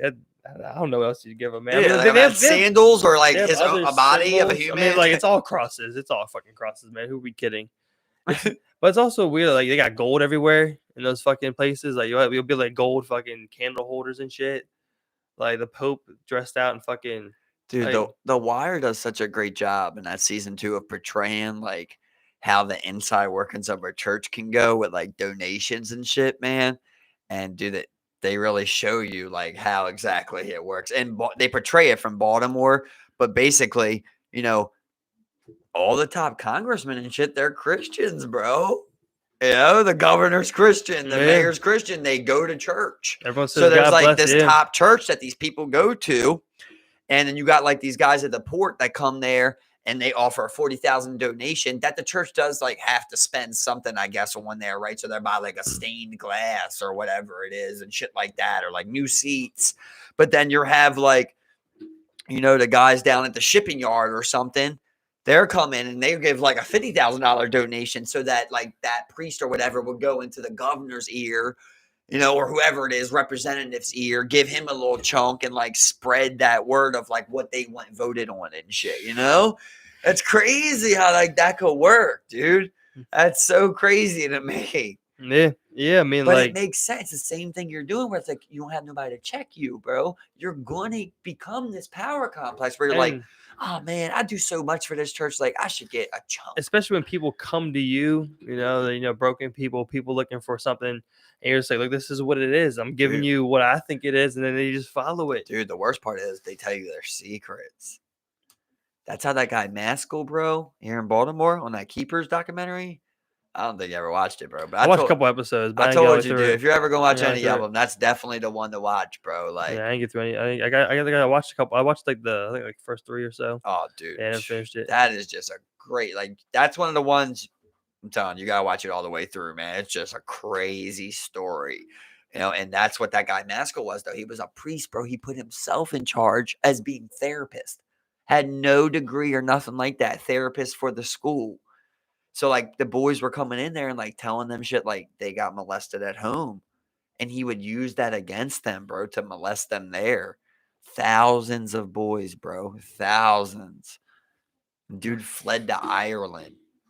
He's still alive? No, he fled from Ireland. He ended up going to somewhere else and dying. And never got no time or nothing, bro. Like, damn, bro. Crazy. And what that's all about, though, is that, dude, they killed a nun. Yeah, they killed that woman. Yeah. They killed a nun that was going to tell the truth, bro. So that's what I'm saying. When you say you want to tell the truth, it's like they will kill you. They will kill you. Like, evil people want to preserve that evil, And then you still let this institution where, like, that happened. You're like, okay, well, the guy who was in charge of that, dipped off. But, like, right. And what sucks maybe is, as close as people, but. I'm sitting here thinking, I'm like, let's say you do got the number. Say you got 10 people you told, and they're all like, bro, we're with you. Like, I'll fight for you for the end. Maskell only had 3 guys. But at the end of the day, like, I can't be with you all the time, right? We're grown adults. Like, I want to protect you. Okay, well, I still have a job. Can I quit my job and not pay my rent, my mortgage? Like, but at the end of the day, those guys, they won't show up to work that day. So they can all get together and come to your crib, as evil with numbers. And we can't protect you all the time, but evil can strike at any time. That's what's tough. Like, doesn't really matter with numbers. If they want one person, they can target. And then it comes to a point where it's like, damn, they're targeting us. You want to target them. You're like, we got more numbers. If we just target them, we can eliminate them, right? But yeah, and it's just let us participating in the evil. That's what Martin was trying to establish, Like, yeah, we probably can beat them with all these people. There's only 10 cops, but there's 300 of us. But if we do that, we are them. We're the same thing. That's hard. That's a hard thing to grab, man, because it's like, you want to hit me? Yeah. Like, that's how you feel. You're like, you hit me, bitch, I'm going to hit you back. Like, yeah, it's like, this is how we're going to change it. We're going to change shit. We're going to change this. We're going to, destroy segregation. And they sniped that boy. Yep. After trying to blow him up, like. Snipe that boy. They tried to blow him up? They bombed his house. Wow. Yeah. Yep. That was Molotovs? Yeah, Molotovs. I think either dynamite or Molotov. Yeah. Yeah, I think it was Molotovs. Yeah. So I mean, crazy. Like, yeah, I'm sure, and there were a lot of people in the world or in the U.S. that wanted him dead. I mean, remember that there was that one little girl. She was the first black girl to go to a white school. Yeah. And damn it, I know her name. Yeah, I can't remember her name for the life of me right now. But I remember Judy. I'm not sure. No. Yeah. But I mean, they have that video of her, kind of like, walking down. They have all that crowd around her, they're all just yelling at her. Real. And, this N-word signs and shit is like, you're like, what the and I just can't believe people think like, we're so far ahead of it. That was fucking what? 60 years ago? Maybe we destroy ourselves, bro. 60 years ago. I'm starting to think it more and more. Yeah. I mean, that was 60 fucking years ago, man. You get to the point where there's so many of you, you have to interact. and then you find reasons to do bad things to each other. Mm-hmm. It's crazy to think like right now there's multiple serial killers going around America killing people. There's someone killing someone right now. Right now, Yeah, someone right getting now. killed, bro. Yeah, It's yep. crazy. Yeah, you know, and I mean, like, but it's so wild to me because, like, but a lot of people kill though, right? And it's not even always like the worst thing, and they get away with it, bro. Like that happens so much, right? Like when you talk about unsolved murder, not everyone is somebody like jacking somebody or some shit. You know, like you could have a prostitute who someone tried to rape. She killed him in the alley and just never got caught. She's not gonna go to the cops and say it, you know. Yeah, But like exactly. Yep. shit like that happens all the time, bro. You know, somebody shoots up their boy. He ODs. They dip. They're never gonna go tell nobody that. You know, it's like that shit happens all the time, dude. Yeah, I mean, like that. You know, it's just you. Sometimes I think, you know, I'll just be sitting there, just be like, you know, well, you know, it's probably someone ODing right now. You know, it's weird. Like, you know, someone's getting robbed right now. Yeah, you know, you're just like, but it's like unsolved murder. That's crazy, ain't it? That's crazy to think about. Unsolved murder. The missing people who never get found. Well, no trace. That's what I was saying. Those like, so like somebody like a prostitute killing a dude or whatever. That's one person. You know what I'm saying? Yeah. But like the fact that there's somebody that's like got double digits right now and he's still lurking. He could be at a Walmart right now. He could be working a shift, going for his 12th. Or he could be a plumber or some shit, just working a shift. Dude, you know what I've noticed? Who you know the people that are the best? The people that travel for work. Yeah, because they go from city to city. Everywhere, bro. And no one knows. In and they're out, dog. Yep. I swear to God. You'll never fucking know. Yeah, man. That shit's so weird. Like I try to put myself in like you were saying earlier, where like you put yourself in like the position, like the shoes of evil, where like I try to think of how I was that guy. I'm just like, you're sitting you go to a hotel, and you're just like preparing to kill someone that night, you know? Like I just can imagine living with it, right? No, like especially if you know like it was an illegal one, that like you killed someone like for some money or some shit, you know? And like you didn't get caught, and just like every day like worrying, bro, you know, like that seems so miserable. You got to be a dumb person, you know, to be able to just block it out and live life. The payoff for them is that, you know, they get off killing somebody or some shit, you know. I mean, like that one dude, that Vietnamese documentary, the Vietnam documentary, is like, it feels like sex is get off, and to them it's worth it, you know. Like the whole thrill of it's them like, oh, we might get caught, you know. It's like, so there's some sick fucking people out there, you know. But on that, like they were saying, you know, like that might be a natural thing, bro. Yeah. Like they said, like, you know, yeah, they did. It surprisingly feels good. I don't think everybody there was even that one nerdy guy that was talking with the mustache. He's like, there's a thrill to it. Yeah. he was like, you put someone behind an automatic weapon firing at real targets. And you'll see. And it's just like, man, you know. That's like, crazy how that guy looked, and he was a killer. Well, you remember that one bald dude?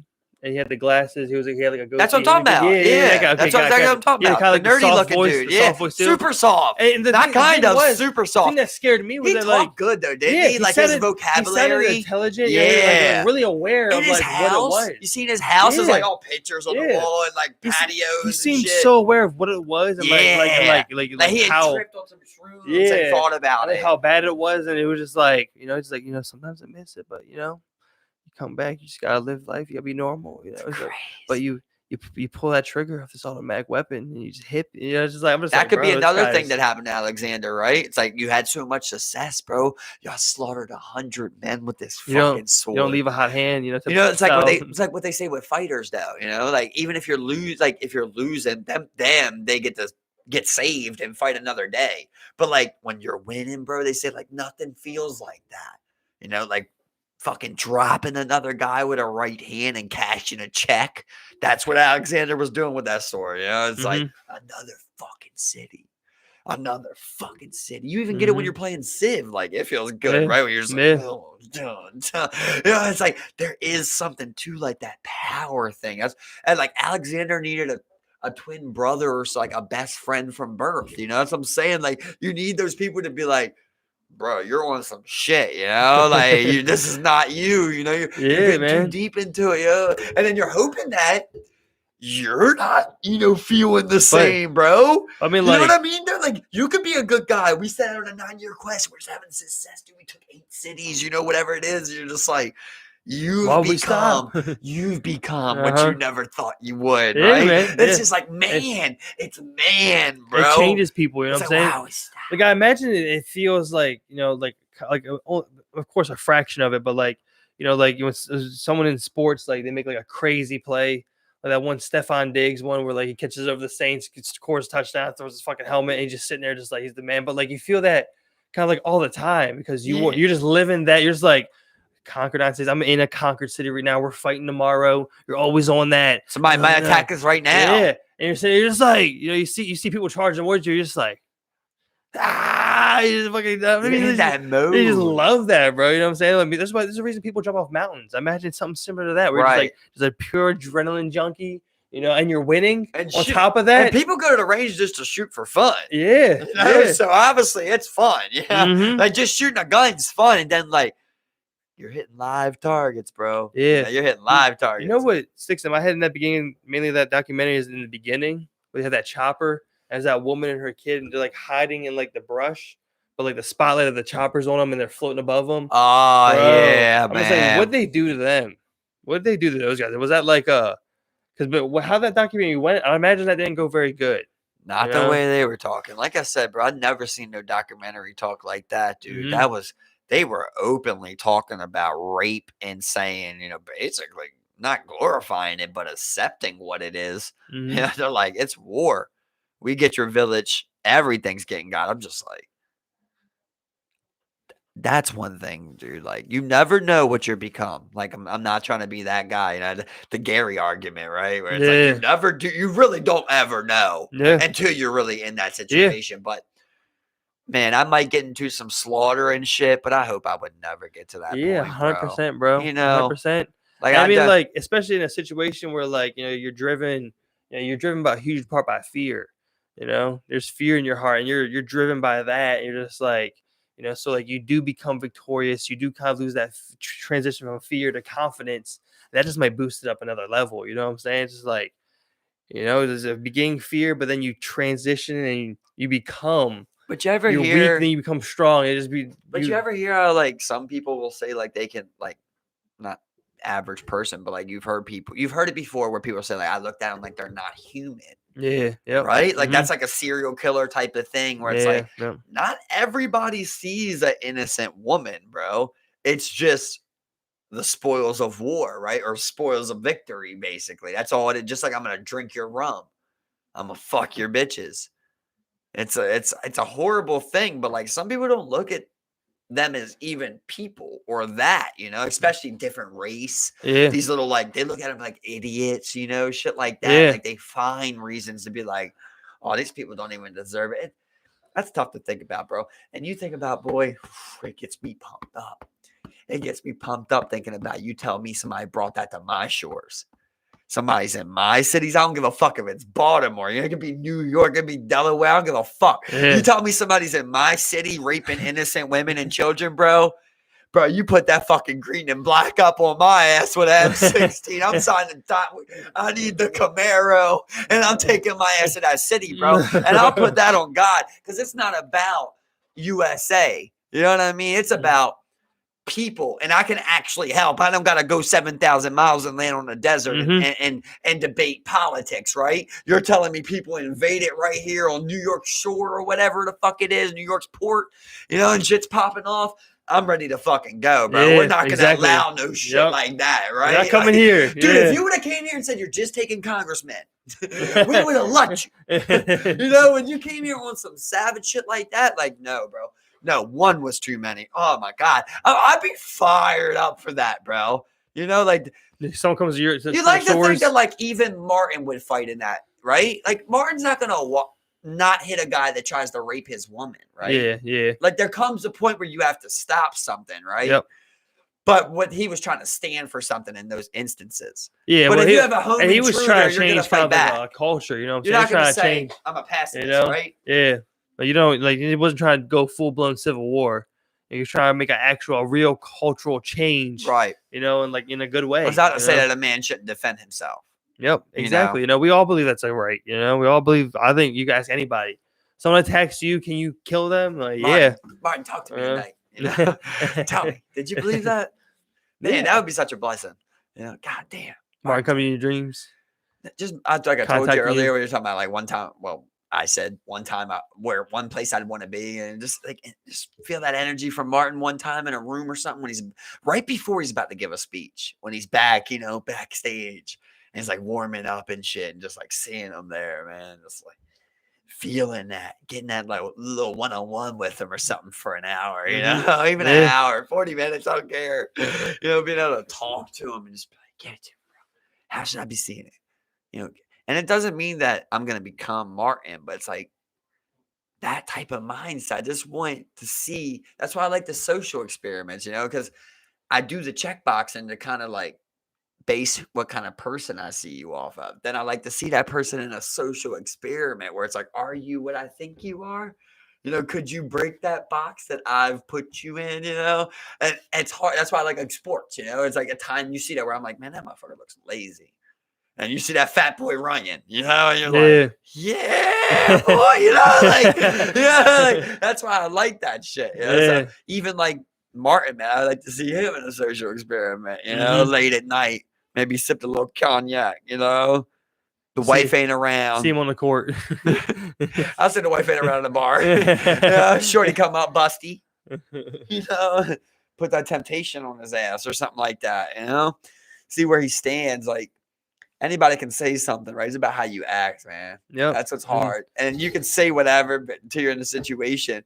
That's what, like, I ain't gonna get into exact names, but earlier someone told me, you know, like, you need to stop being so hard on that person. You know, I'm like, give him a little break. I'm like, but me personally, I feel like I have the right to be hard on people. Like, it sounds weird to say, but like, I know how hard I am on myself. Above that, I hold everybody to the same standard in my mind. So like, I know that I'm not a lazy person. I know how hard I work. I know the things that I've pushed through in life. I'm not saying I hold you to this standard that I'm not myself. Like in my mind, I think I'm holding you to the same standard that I live by. Maybe that's more than what you live by, and I shouldn't hold you to that, but that's how my mind works. You know, it's like, I'm not being hard on nobody. I'm just thinking like, okay, I understand your legs hurt, you know, but I've pushed through similar experiences like that. I've been able to battle through things like that. I'm not telling you to. I've done it. You know, like I'm not going to tell you how to go win a war, right? I've never won a fucking war. I would listen to a Vietnam veteran about war, you know, like, like whatever. Dude, yeah. I mean? Dude's got knowledge, you know? Whatever it is. So it's like, in my opinion, if I've done it and I know I know that I lived through it, it gives me the right, you know, to hold you to that standard. If there's a guy who gets up 4 a.m. every day and he runs 5 miles, he has the right to expect that out of anyone. It doesn't mean they're going to live up to that. It doesn't mean he should do that. Yeah, well, people are right to the expectations, you know. But that's kind of what gets him up in the morning, right? That's what gets him up at 4 a.m. is the fact of like that Jocko type of feel, right? Like nobody else is up. It's like that's what fires those kind of people. I'm not even that kind of person. There's somebody one up in me, but I'm saying like I've done with things like I broke my right elbow.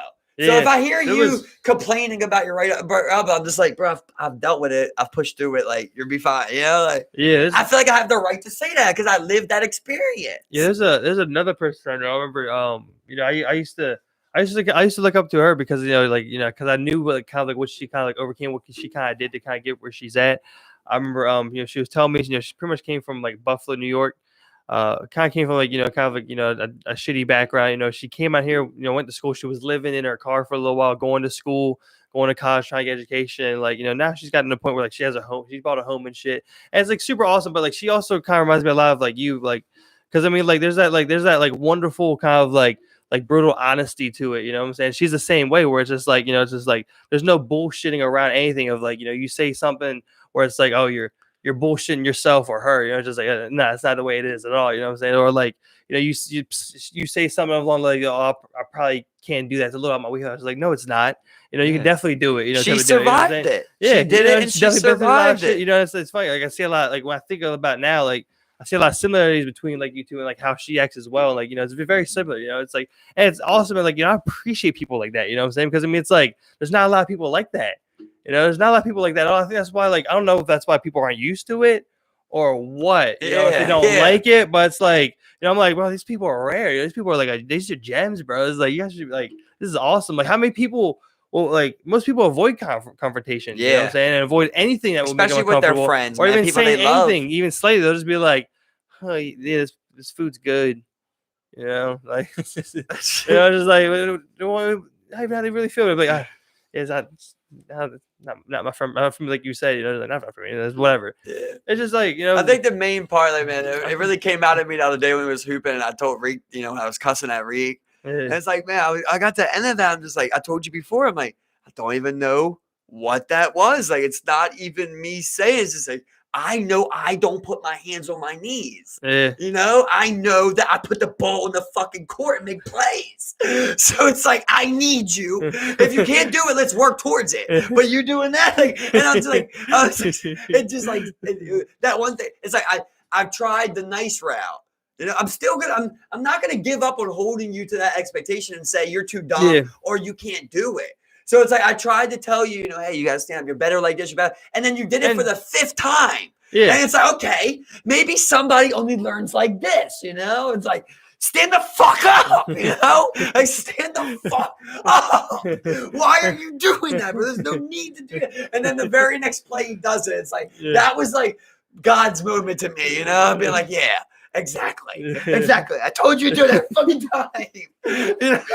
It's like, I'm sure 1,000 people have seen Reek do that every time he plays basketball. Yeah. But I know that that's just like killing his game. Yeah. So I'm not going to tolerate it. You know? Even if it means being that guy that cusses at a grown man and let's pick up sport. Well, because he's my friend. But that's the thing. It's like, you know, it's all how you know, I mean, it's perception, bro. You know what I'm saying? It's all how you look at, like, you know, to me, right then and there, you're doing it in front of the right guys, though, like me, Grant. Right. You know, we understand where it's coming from, and we also understand where it's coming from. You know what I'm saying? We're like, other people would be like, talk to me like that, swing on his dumb ass. You know what I'm saying? It's like, yeah, you know what I'm saying? But like, you know where it's coming from, bro. Yeah, like, you know, that's what all the important part is. You know, it's like, you know where it's coming from. You know, I mean, like, you know, you guys talk. You know, I think that's, you know. So I mean, like, I think he understands. You know, so yeah. I mean, like, but hasn't been back since then. So I would hope someone would tell me something like that. You know, I'm sitting here. You know, when I move around, like, you know, like most of my life, people would be like, yeah, you make fun of me for doing something wrong. And I'm just like, well, how's the right way? You know, right, exactly. You're making fun of me. Am I doing something wrong? It's the only way I know how to do it, you know, from my understanding. And it's just like, hey, I used to be the same person when I was young. You probably done the same thing to people too, right? Yeah. Like you get older and you realize, okay, how's it feel when I make a mistake? Well, it feels bad. And then when the people like pile onto that, it feels even worse. When everybody's like, you're a dummy. Like, why'd you do that? Ha, ha, ha. Instead, if all of your minds coming together for like jokes and you know, bitching at me and complaining, like came together for a solution. Well, as they say, don't kick a man when he's down, right? Yeah, like dude made a mistake. And I always base it off of, okay, well, what was his intentions? You know, like even Kay and her, you know, mom, her the thing I told you about, you know, where I'm like, okay, well, they're trying to do something good. You know, I had a situation at work where it's like, we ended up having to take like 3 hours, bro, to like get these prints done and shit like that, and like find each piece of glass and mark it up and shit. Because they were printed out wrong. But like the guy tried to do something good. He tried to do a thing. He was up all night trying to make this, you know, and he made it and it just came out wrong. So it's like, okay, well, am I gonna sit here and say like, oh, this is wrong, this is stupid, you know? Or I'm just like, I just pick them up. I start going through which ones are right, you know, okay, we got these ones. I'll start writing down which ones we don't got. Like, because I know what it feels like, bro. And it sucks when people do that to you. You know, it's okay. Like, especially when you were your friends, like say you do something dumb. Everybody's like, what the fuck, man? Like, you know, say you kick over a beer, right? You spill a beer during a party, right? Everybody's like, oh, what the fuck? You know, like, oh, Steve. And then it's like, it's a joke, you know, like you let it go. Yeah. I feel like it's, you know, with your friends, like that's kind of a thing, you know, I would never do that if we was down Canton, I feel like. You know, it's not learning time. We're in, you know, pickup basketball games. Like, this is a time for us to really ball. But, like, we're at 48th. We're just playing 2-on-2. Yeah, exactly, like, that's the time for us to learn. And you're doing this crucial thing. It'd be okay if it was, like, one little thing, you know? Like, you're doing this crucial thing where, like, you can't even play the game. You're not even enjoying the game because you can't break yourself out of like this mindset. You know? And when it's a habit like that, bro, it's hard for people, man. Yeah. Because it's just programmed in. You know? Yeah. Like I remember like the last couple of times we've been up there, it's like, no one's ever told me about my arm before. You know what I'm saying? Just like I just come in, I'm just like, I just hold it out there. You know, like I try to hit this ball, just like the best time was the last time we was playing, when like that one time when you drived on me. I don't know if you remember, but it was just like we were just geeking because like the whole time you're like this, and you're just like it's just going. I'm keeping you off me. I was just like geeking. It's just so funny. Like I was like every time like I'm because I'm watching the ball. It was like I see you just grab it and I see you go for that tuck. I'm like I try to slide my feet in the way. It was just like.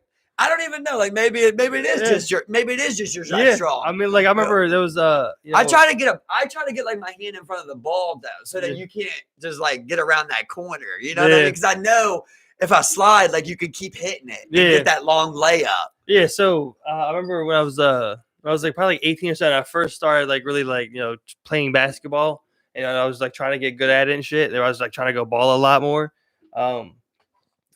I remember I was just like, like I remember just like watch videos and shit, just be like, yeah, you can use this arm, like, but you gotta keep it like you can keep it tucked, keep it here. It's like kind of like, you go up, you go up with a layup, you're just like, hold it up there, just like, So I was trying to just like, just like hold it up there, guard it, So hold it up there, I'm just going up, the arms here, It's like, and especially like like being a shorter dude, it felt good. I don't have like a crazy jump, like crazy jump height, and so like it felt good. Especially when I used to play with Tyler a lot, where he was taller, It worked great with Tyler. I was just like, I just like trying to tell people, what I see, because that's what I expect, and it sucks because I don't get that, bro. I don't get. I've never had nobody like since I was a kid try to like give me a tip on my game. Never, bro. Never. It's like crazy, dude.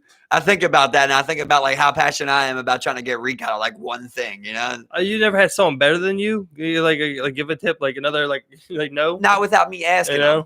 Not without me asking them. You know what I mean? Like I've never had somebody be like, bro, when you do that right dribble, like you hang the ball. Or like when you come through the back legs, like snap it back quick. I've never had nobody do that for me, dude. Nobody's ever, but I've done that for 1,000 people. Yeah. And I'm not saying I'm a basketball coach or nothing like that. But like if I see something that basic, he can't stand up when he gets the ball, I can say something like that, Yeah, I've had a couple people do that. But people aren't willing to teach. I've had a couple people at Merit do that. It's cool, bro. But people do usually bash people like that. Like, oh, fucking know it all. Oh, that's what the fuck's he think? It's like. Mm-hmm. I'm baller extraordinaire. I'm so good. Yeah, exactly. Exactly. And I got to go drop a triple-double because I gave a tip. It's just this. God forbid I give a tip, I got to drop a triple-double in there. Yeah, exactly. Come on, dude. Give me a fucking break. I notice he don't box out. I'm just saying. Yeah, especially when you're playing games and you're trying to stay on the court. It's like, come on. Yeah, dude. It's like, come on. It's like, D up. Like, I don't know why I got to say this. It's just like, but D up, no one's saying it, but D up. No one's ever had to tell me to hustle. I know that. Nobody's ever had to tell me, I was lazy or something like that, bro. Yeah, like I told you that one time where I was down, there's like, there's this one dude, shorter, that's good. Ginger dude. I love that like, one. He's at half court. I'm just like, I'm coming back slow. It's like there's a couple other people where he's just like, get back, get back. It's like after the game, it's just like you gotta get back, man. But I'm sorry about that. You gotta get back. On a fast break. Yeah. Well, I think he was by himself on a fast break playing D. I mean, it was just turned out. I think it was like a defensive rebound. But I mean, like, it's not a full half court. It's really short, It's like you got a couple feet to half court and then a couple more feet to. And you were being lazy coming back. Yeah, exactly. Like dog, and they're running the ball up. Yeah, and he's like, get the fuck. Yeah, I love it. Even if they're not running the ball back, we need to get back on defense. He's a small court. He's a ginger too. Yeah, I want to meet that guy. Ginger dude, yeah. I want to drink a beer with that guy. I think that was like the best thing about going to Maryland. It was fun, bro. I want to find more people like that. I feel like I need some of that. You gotta go to those institutions where those people go, bro. Where they like ball. Like go ball up Federal Hill. You probably meet some of those guys. Think so? I mean, the other day on my way home, the last nice day out, I think it was like Tuesday or Monday or something. Man, there's fucking hella people up there, bro. I'm about like 40 people up there balling. Huh? It is crazy. Yeah, it's ridiculous, bro. There's a hella people up there. Pretty far. It's hella far, man. Yeah, you know what I mean? Yeah. But for me, I was always like, I'll just go up there after work. I'll just go right there. That's how I always thought about it. No. Yeah, you could go. I guess as a single, but it's nice when you got, 3 at least. Oh, it's always nice. So you can come in with the team. You come in just like, who got next? Us. And no one looks at you, just like, who got next? I love that. Wait a second. I love that, bro. Wait a second. Yeah, that's the best, bro. Basically, like, dude, that's so funny. There was just a guy like that. There was like, who got next? And then nobody was answering, so they started specifying people. It was like, yo, they're like, Grant, y'all got next. Yeah. It's like, all right, you not. We after you. Bro, if you don't do that, bro, you'll get jumped, bro, all day, man. That's what I didn't like about playing, last time 48, because like where I come from, bro, like if you played on the court, you're off the court. You don't get to play again if somebody chooses you to play. It don't matter if you're the best player. If there's 4 people waiting, it don't matter if they're randoms. They get to be on a team together. Yeah. They don't get to one person choose 3 people that already played. You know what I mean? So that shit pisses me off. That's court etiquette. Yes. And then everyone does it differently, bro. You go somewhere, they have different court rules. It's like you show up somewhere, like you're just like, yeah, we don't play rebounds. It's like we don't play clears. I just know, bro. I'll teach my nephews, just the golden rule that's worked for me is like I've never not earned somebody's respect on the court, bro. And I can shoot, not good offensive, not good defensive. I'm not gonna say I'm good at anything, bro. I've always earned people's respect on the court, dog, because I got that. But it's the Foley thing, Foley was like the closest thing I seen, bro. Foley didn't even have the cardio I had. If we went jogging, he couldn't keep up. But on the court, bro, it's like something's telling him to go, and he's going, dude. Yeah, he was got there with work boots. Like, I give him props, Yeah, work boot blistered up, like running all back. Day, right, and it's like crazy, dude, because down in Canton, like I always, like me and Tyler are always bigger, who we're gonna pick up, and he's like trying to pick up like the shooters and shit. And I'm like, bro, I can win 9 out of 10 games if you give me 3 people who cut, run, rebound, D. Like give me hustle. That's the first thing I need, bro. And that's like Foley.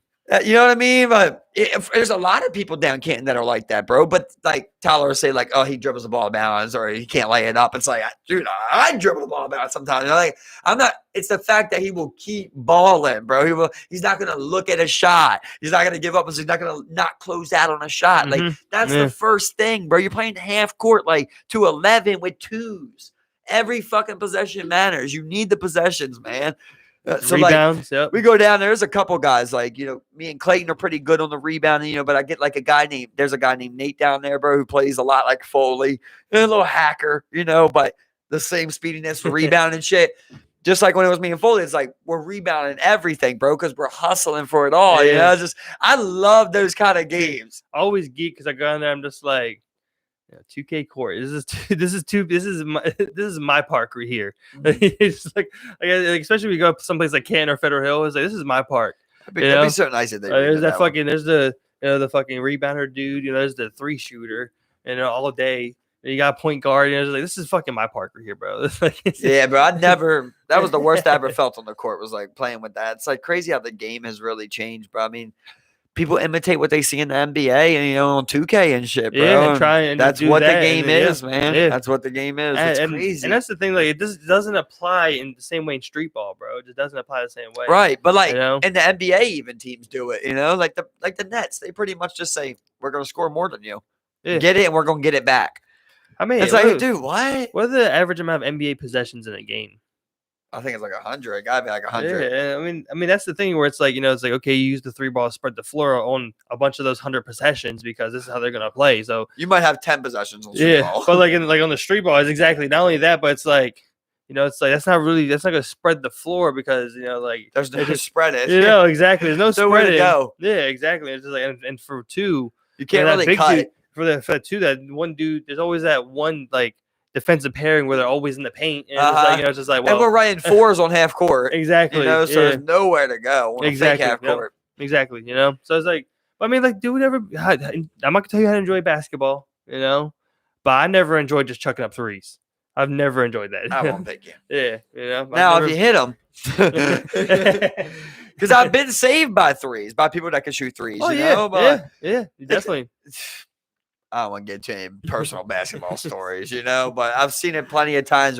And the guys are like, I came on at the end. It's like, dude, you missed 8, bro. We were down 9-2 before you even hit your first 3. It was too late. You made 3 in a row. It was 9-7 or whatever, Like, and when you're in that 3 line, you're usually not able to get the rebound. Yeah. Oh, they don't chase them. No. So I mean, there's always that, and it's just like, well, let's get into chick with the knife. What was her name? It was Ma'Khia Bryant. Columbus, Ohio. Rest in peace to Ma'Khia Bryant, for sure. Yep.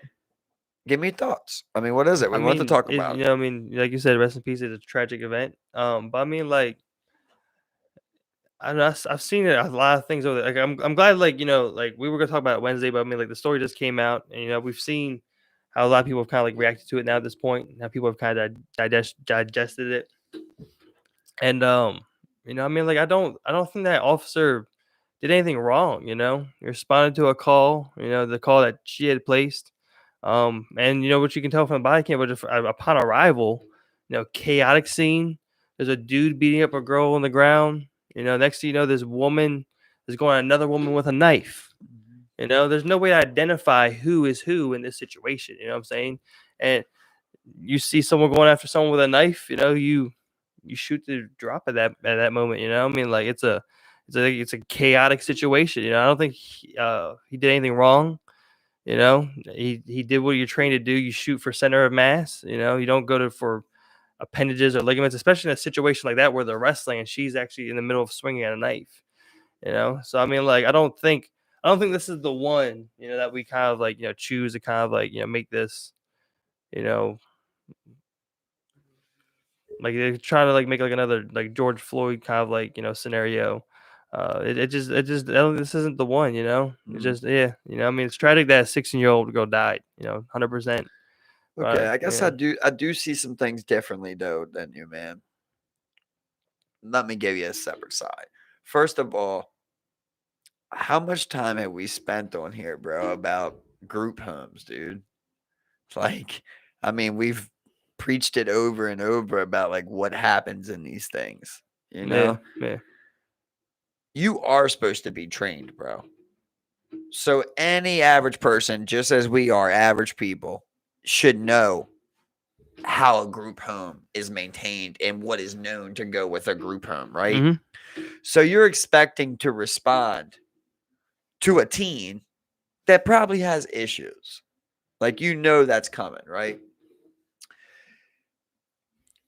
Let me just clear up, make sure I'm clear. He knew that she had a weapon, right? Before he came. That was on the report, right? I think it was a report that she had a knife before. I thought it was on a report she was trying to stab.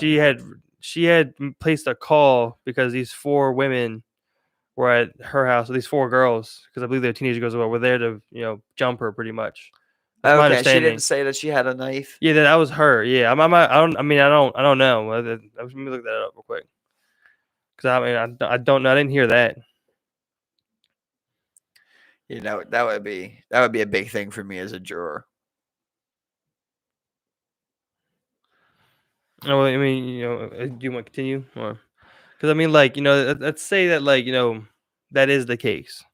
You know, and she's swinging this knife at this woman. Let's say that is the case then. So, if you know that knife is there, and now you know you're dealing with a teenager,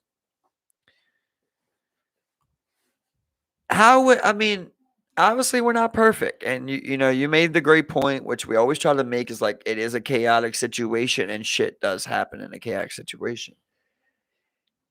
How do you think you would approach, you know, that front scene there? At front scene at that point, you know, because I mean, like, a lot unfolded. Saying that we know she has the knife though. A lot unfolded in, you know, 3-4 seconds. You know, and I mean, like, I can't say I would have acted any differently. You know, I mean, like, do you have a chance to do a non-lethal means? You know, I mean, that could be up for debate. You know, after, you know, what had happened. But I mean, you have a woman swinging a knife at another woman. But I mean, like, you know, one point that I did see was that, you know, there are stand your ground laws, you know, in Ohio, you know, which would, you know, kind of, you know, change a lot of things. Yeah, 100%. But I mean, like, it's, I just can't. I don't think we can give it to this guy because I mean, like, regardless, but the way he acted, I think I couldn't have acted any better. Regardless of the stand your ground law, though, like, if there is no stand your ground law, 4 people show up to your house to beat your ass, bro. Yeah. Yeah. What you gonna do? Yeah. But I mean, you know what kind of guy? But say that. But just real quick, what would yeah. you do, Steve? Well, I mean, you're gonna protect yourself. You're gonna protect yourself. You would grab a knife, right? You're gonna protect yourself. You grab a knife or a hammer or something like that, right? Yeah. You're gonna grab a weapon, right? And you would go out there or whatever, hold your ground basically, and say, "Motherfucker, it is what it is," right? Yeah. You would do the same exact thing that girl did, right? Mm-hmm. Yeah. Okay. So just to clear that up right there. So now you're saying that basically you are that girl. You would do the same exact thing. So she's not doing nothing wrong, right? Mm-hmm. She's just defending herself. So as we're going that, we're saying, he didn't know the knife was there. First of all, in my opinion, when he got out that car, I didn't feel like he commanded that situation. You're responding to a group home where a teenager that having a mental breakdown and mental issues has a weapon in their hand, any type, yet alone a knife, which is like one of the most vital. I thought he should have approached that situation with more urgency, and more correction or, whatever words you want to use, passion. However, I thought that, something should be equipped. I'd be on my taser personally.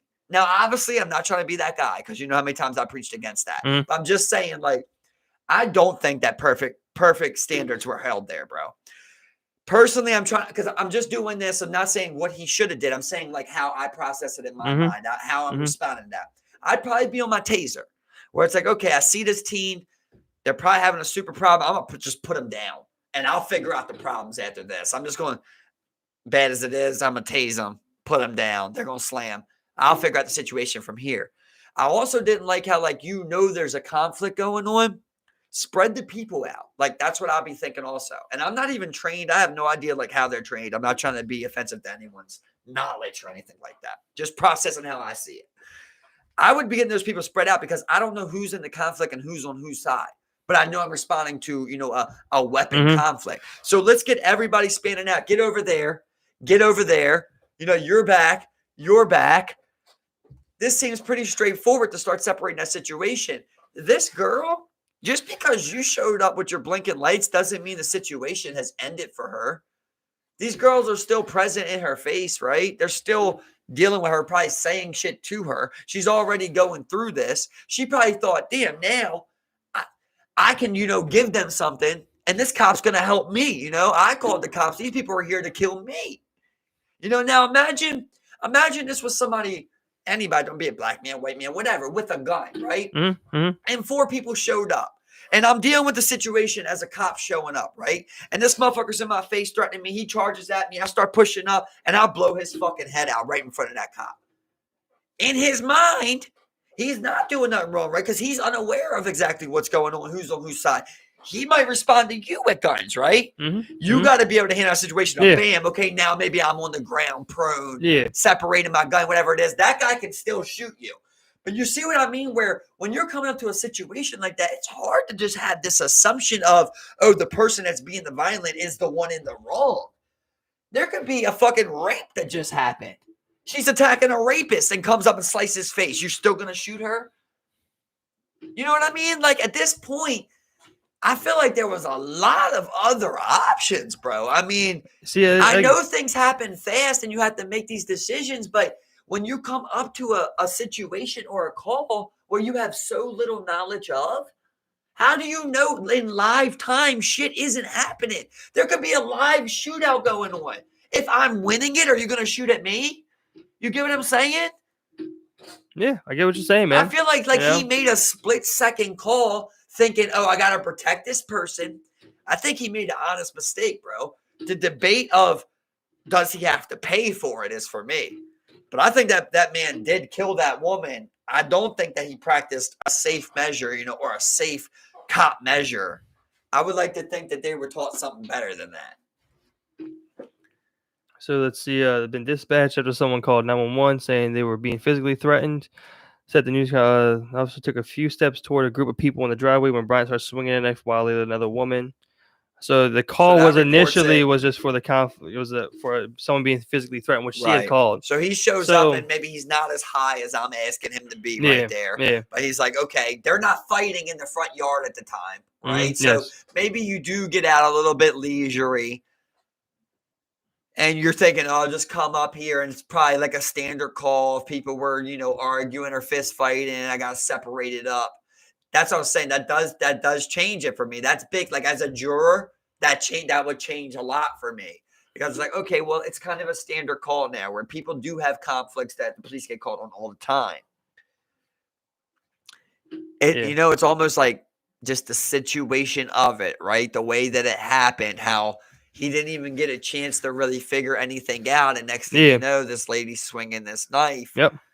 And he responds. And dude, could we not have put one non-lethal on her though? Can we just talk about it? I know it's hard to say, but I know it's tough to say because like there's just the accuracy, how fast it happened. Yeah, and I mean, like, you could also, but he put like 5 in her back, right? I mean, that's what they're trained. They're trained to, stop pretty much. They're trained to stop. That doesn't, necessarily make it right, but I mean, like, it's just so hard to say because when you're boiling down this clip, and you're looking at it piece by piece instead of in like a 1 10-second interval, and that's all the guy got. Right. That's all the guy got. Yeah. And maybe 4 seconds of that was the actual knife attack. Yeah. It was fast. Like, it's so fast, It's so fast, and from my understanding, you respond to a call, because you don't know there's a knife. Of course, you always take precautions with it. Right. Well, either way, right? You can say like in my opinion, he could have done better. That doesn't make anything illegal. He didn't do anything illegal though. He could have done better. Yeah. Right. He could have been a little bit more precise. He could have done this. He could have done that. But like as far as he handled it, after talking it through, I probably agree with you, bro. As far as just how fast it happened, the situation itself. Can we such little use knowledge that as a moment to better ourselves, which is what we should be doing whenever mistakes happen. Whenever things go wrong like this, we should be reviewing them and making ourselves better. And talking about what I just said about like just because someone is attacking doesn't mean they're the one that is the attacker. Exactly. Yeah. You're showing up to a situation at that moment, and you are right. Where like if you do take non-lethal means, let's say the taser works. The woman gets dropped, and maybe possibly she does stab the other woman, maybe just once, being frozen up by the taser. Or the way, but then she survives, and then they both survive. The way she was cutting was for her face, bro. Yeah, dude, she was like this, bro. Like that bitch would have caught her like that. Yeah. But that maybe knife just would have. Maybe both of them would survive. Maybe they would be both be alive right now. But so now I'm the person that got cut though. And I got a scar across my face like this. I'm like, I wish you would have just killed her. She was attacking me. Honestly, right? You went to her house to beat her up, so there's that argument, right? But I didn't bring a knife. Yeah, it's true. But 2-on-1. And I mean, listen, here's another thing I like to know. Did she get beat up? I mean, from what I can tell, there's someone helping her in the video. So.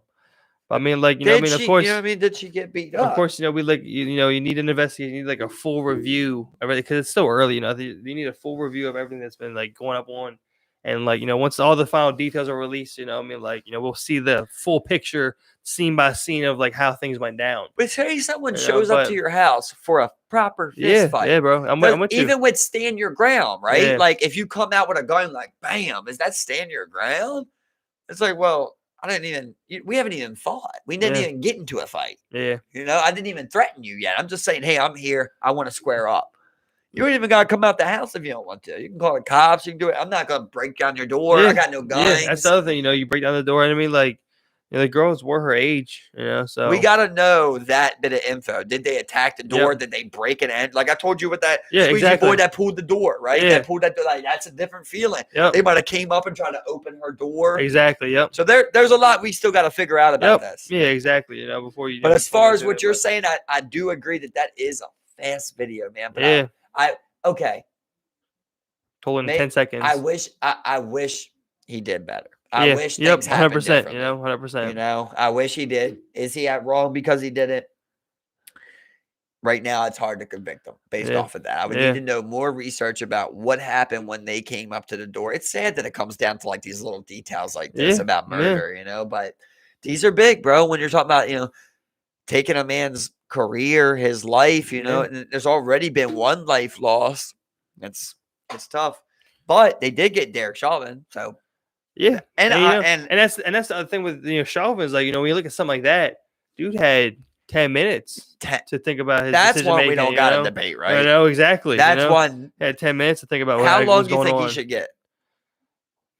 I mean, your honest opinion. I mean, what would you think is a fair sentence? He got his charges, but I think he probably gets 30. So then probably like maybe life, bro. Maybe he gets life. Yeah, You know? I think They life hit be him with hard to some, get. Yeah. you know. But I mean, like I'm maybe gonna say, 30, I was gonna say, 25, yeah. it's gonna be a 30-year sentence with like 20 years parole. He'll probably get less because he's a cop. It'll probably be like a 30-year sentence with like parole after 15, or like up for parole. That's the thing everyone else was surprised about was they got him with some really brutal charges. Yeah, bro. They got him with some real shit. They got you know him good, dude. Got with some real shit, and I was just like, yeah. So you But can see some fucking time. But you know what they're talking about is maybe that trial being overthrown, bro. Yeah, because of outside influences, man. Media coverage, yeah. It was the Congress people, though. They were basically like saying, like telling the jurors and telling the judge to make the right decision, like shit like that you're not supposed to do. Yeah. I remember Maxine Waters got a lot of heat for that. He could say he didn't get a fair trial. Yeah, 100%. He has an argument for that. 100%.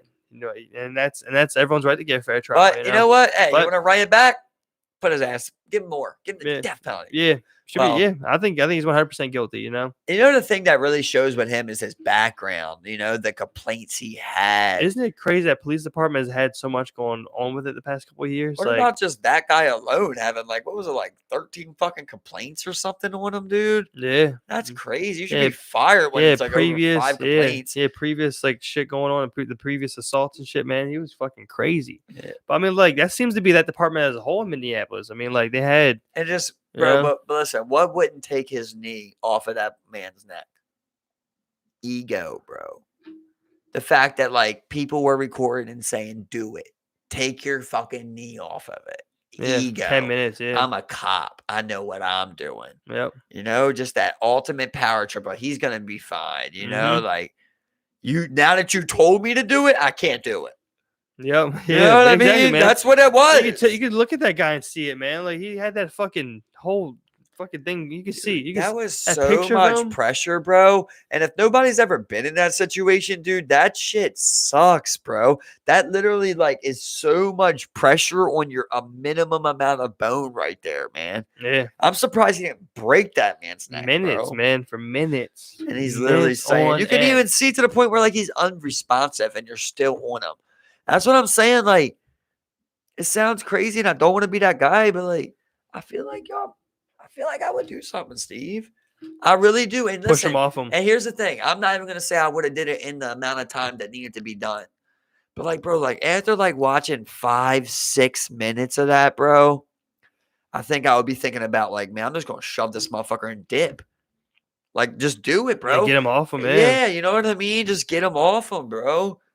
Why not? And they're gonna chase me? I don't think so. They're dealing with a situation. They have him restrained. You probably would get like two or three after you. I used to think way nastier, bro. I used to pray to something like that, like what happened in Baltimore, bro. That I would see something like that. I used to always say I'm gonna cave their eye socket in, like from the side when they're dealing with it. You know what I mean? Just come up and just walk up right there on that eye socket, knock his ass out. Yeah, just dip out of there. But that's probably too much, right? I might get some serious time. Yeah, we push him off. You might get come up, just shove him off and run. Yeah. No, I mean, you probably get off. You know, might get away. Yeah, you might. Yeah. Either way, if they got me. But I mean, like, if you were, especially with that one girl recording, you know, you would have been reading that in the fucking video, just been like, you know. So I mean, like, you would have been identified. Might have got to GoFundMe for that. Yeah, I mean, you probably my lawyer fees. Yeah, you probably sit on a nice little stack right now. You know, I'm giving the money to George Floyd's family. There you go, man. That'd be cool, man. Yeah, something like that, man. I would love to just do something big like that. I hope I can do something. I look forward to doing things like that for people in the future. You know, yeah, and just being able to help them out, bro. You need a kidney. You know what I mean? Like, dude, I would give you a kidney, bro. Yeah, you know, and just being able to help someone, man, to the ultimate extent. I can give that to them right now, man. There's 100%, one video I watched, bro, where like this guy, this little girl's 12-year-old girl, she needed bone marrow for cancer she had. None of her family matched, bro. Like, everybody got tested. Nobody matching this random ass dude, bro. 36-year-old dude just stepped up. And then like 2 years later, she's cancer free, and they meet at like this hall, bro. And they run up and like hug each other, dude. And it's like they're both crying so bad, bro. Like, literally gave her life, dude. Life. Saved her. And you know what that made me think? You know how I was saying that we shouldn't do those kind of surgeries? We should stop it at a certain age. We should do that for children. Yeah, we should, right? Yeah. I can't deny that to a child. Yeah. But what about like once you're an adult, you're 18, we will no longer replace livers, hearts, kidneys. For the children. Save the organs for the children. Yeah. Yeah, hell yeah. Save the organs for the children. Yeah. That makes sense, right? Yeah, That just makes sense. Why yeah. did Rothschild get 6? Why would a The Rockefeller. 30-year-old get an organ before a child? You know, Right. like, that wouldn't make sense because he got there first. Well, I mean, that's like, I would hope that guy would just be like, hey, give it to that kid there. You know. How old you gotta be though? What if you're like 22? Kid's like 13. You're like, motherfucker's as big as me. You can beat me up. I am not good right now. It's like, I mean, like I said, you said you seen John Q? No, I saw 7 pounds. I saw 7 pounds. Imagine 7 pounds on steroids. Yeah, that's John Q, dude. I won't tell you a thing. It's my favorite movie ever, dude. Yeah. That's my favorite movie ever. Like, watch that movie, bro. Denzel. You want to talk about a man that shows you, like how far someone would go, bro, as far as you would go. The things you think about, like that's what that movie portrays. I don't want to tell you nothing about it, bro. I think it's on Netflix. You got to really watch it. It's on Netflix, bro. I know I've said this plenty of times, but like if you ever watch that, yeah, bro, that's like, that's serious. That's just such a good, like watch it with Bray, bro. That's just, you're going to play Brian tonight in the show. It's a beautiful movie, bro. You're going to play Brian tonight. Just thinking about that movie can make me cry, dude. Just because. Yeah, that's one of those. Dude, Denzel just went in on that one, boy. Like, that's one of the best, like, acting I've ever seen in my life, dude. And I'm not even, like, the biggest Denzel guy on every movie, but, like, that movie, dude, you would not even know is a movie. It's crazy. Just that they just chose, like, the perfect cast and, like, the angles of the movie and shit. And just, like, of course, it's got a little cornball scenes that they add, but, like, the principle of the movie and like the way he acts with his son and like the shit you see from like the strangers and shit, bro. Oh man, fuck you up, bro. Because it made me think about it because about what you just said. It's literally about what you just said of why wouldn't a child, get a heart before someone else? That's what that movie's about. The child doesn't, and the father's like, no. You know what I mean? Like, no. I think I've seen one scene from it. Yeah, the father's like, no. Yeah, my son's getting a heart, bro. Yeah, yeah, we get it from us. Yeah, you're right. Yeah, I've seen a couple scenes out of that movie, bro.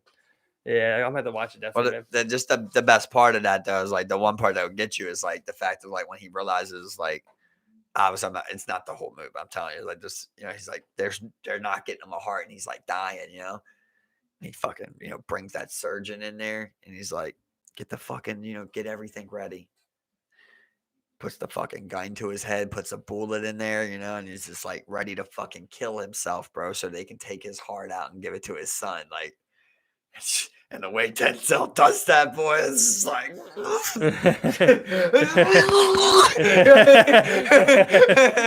like, yeah, that's some shit you would do. He's like, fuck them, because it's literally what you said. Like, that's how it is. Like, it's a list, and the youngest don't go to the top. Nope. The money does. Depends when they get it. Yeah, the money does. And then after how that, does Rockefeller get 6, bro? How, dude? Kill people, harvest organs. How much was he paying to get them hearts, boy? And what's your price, dude? How much is the heart worth? What's your price, bro? I'm sure he had it tenfold. Let's just say I could, like, I'm the first person that says I can change your failing heart, and you're a trillionaire. What's that worth? Yeah, exactly. Name your price. Name your price. A trillion. Okay. You know what I mean? It's like, that is insane, bro. What is a heart worth? That's why I don't like the idea of it. I would have done it for $2 billion. People make money. People make money off of organs. People kill people. It's a huge black market. Yeah. You know what I'm saying? But what do you mean? The legal market. I'm talking about they make millions off the legal market that they legally do, bro. Yeah. That they fund with your own taxpayers. Dude, they give your taxpayer money. And then they take that and then they give free insurance to heroin addicts who then get blood viruses and fail their kidneys and then get new kidneys, or to an alcoholic who drinks so much liver that his liver burns a hole through it, gets a new liver and keeps drinking, bro. Mm-hmm. When a kid needed a liver. Yep. You know what I mean? Like, it's insane. I've watched that person. Bro, I'll tell you 2 junkie stories of mine, bro, where I've seen that literally be true. Number 1 was a guy that worked with me. He's my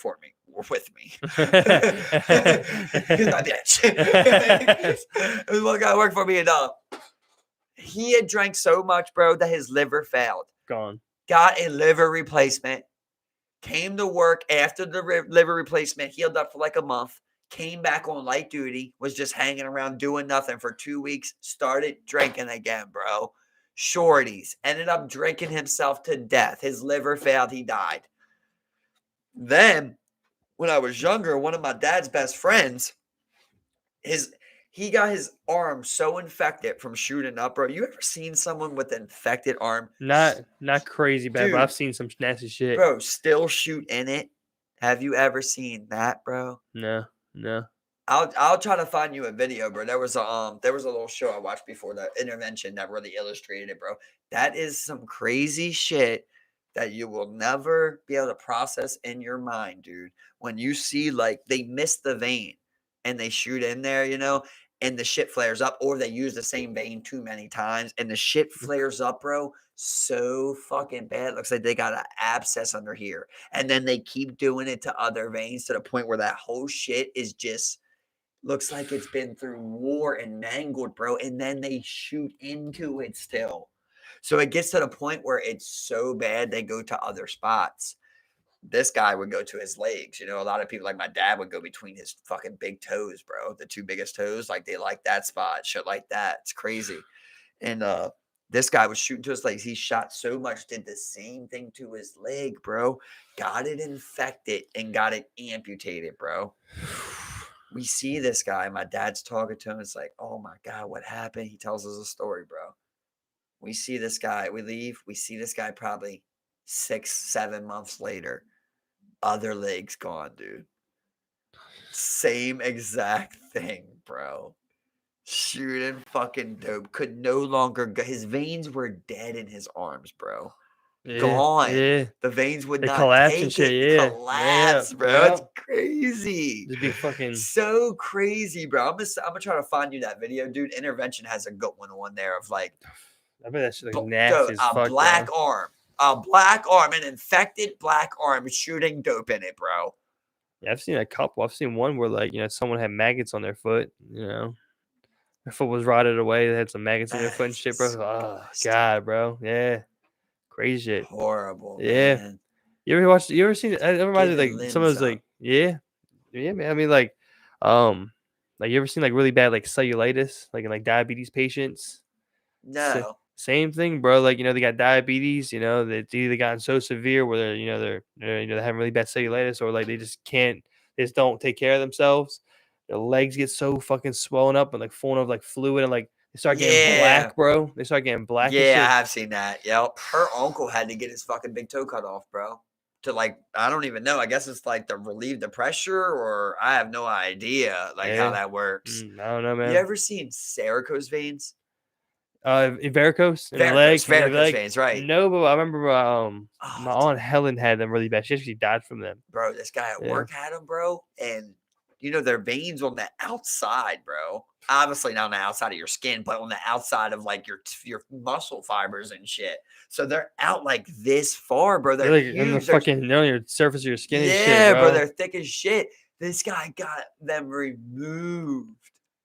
They pulled his veins out of his body, bro. What the fuck are we doing? And when it gets to that point, it's like, you just gotta deal with those very. People. Sometimes I've heard of people. They take some veins away from their heart and put them in their fucking legs and shit, bro. Or like Alex Smith, or like his fucking, what is it? His fucking something back muscle is his hamstring or shin muscle or some shit now. Like, you ever seen like a skeleton with the veins preserved? I've seen a body with a full muscle structure and stuff. Yeah. With the veins, though. Yeah. Where like that black, they just turn black and they're just running throughout the entire body, like literally like vines almost. Yeah, all over the place. Yeah. Yeah, bro. I mean, like, who designed this shit, bro? It's this shit's crazy. It is crazy. Like, you ever hearing, seeing, bro. You ever like stand up, you get like a random pain. You're like, what the fuck are you doing? What the fuck was doing, body? What are you doing, body? It's like, I always wonder about like the random pains. Like sometimes you just get like a pain in your chest or something. Yeah, you're just like, what the fuck went on just now? Like, exactly. To make me feel that hurt. That hurt. Yeah, I'm like, what the fuck? Black lung. And then like later you might feel like over here, you're like, whoa, fucking bouncing around tumor or some shit. Like it's crazy how you get like that, and like especially with Google, it drives you crazy. It's like WebMD or shit. Coughing, vomiting at 2 p.m. after coffee. It's like, oh, cellulitis or some shit. Yeah, cancer. Oh my God. The last thing I need. I think I got stage 2. It's like, it's not even a joke, but that's literally how we drive ourselves crazy, man. Yeah. You, of course, everyone worries about that, but I mean, like, it strikes you, Dude, funniest thing is the guy at work today, he's telling me, he's like, he put me on with this really good drink. And it was a good drink, but it had 1 gram of sugar in it. I was about to buy a tea. And he's like, look, it's only got 1 gram of sugar. Try it. It was really good. And then he's like, yeah, man. He's like, sugar is what causes the cancer. He's like, I don't care about the fatty, the greasy foods. You can eat that. He's like, the sugar is what causes it. And I just started geeking, bro. Yeah. I just started geeking, because I don't know what to do with a guy like that. Because he's a good guy. He's a good guy. And he's trying to do, he's trying to teach me something. But it's like, I feel insulted when people do that to me because I know that the average person you encounter hasn't had the lowest bit of base knowledge in all of these fields that I do, okay? But I've consumed 1,000 knowledge many of nights now, and I know a thing or two, okay? And I start giving my little acidic breakdown with the pH of his body and how it builds up on the joints and how, I started going just into one little other thing that I know that causes cancer. I'm like, bro, and not only that, but it matters what kind of sugar that is. You give me 1 gram of like sodium phosphate or something like that. That's worse for you than 10 grams of natural fruit sugar. Yeah. You get what I'm saying? You can eat 1,000 oranges and be okay. Yep.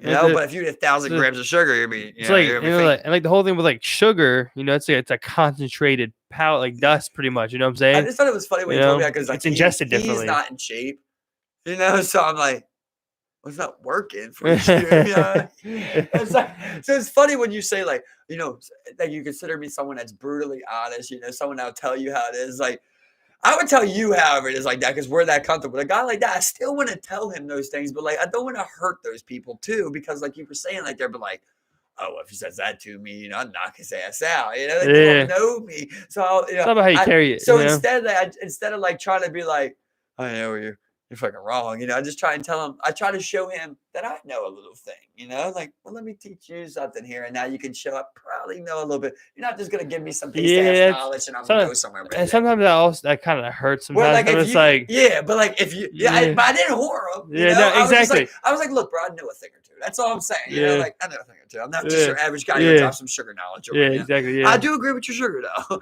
But like with you, I would be like, bro, what's Steve? Where the fuck you read that? I'm like, Steve, bro, you just fucking read anything like that.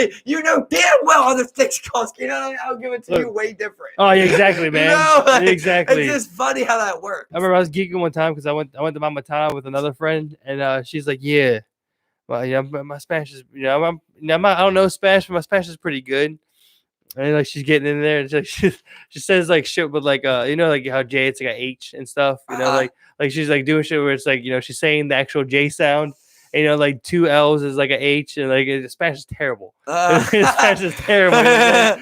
It's just like, of course I'm just fucking. I'm just like, Spanish isn't all that great. It's like, no, it's not. It's like what the fuck?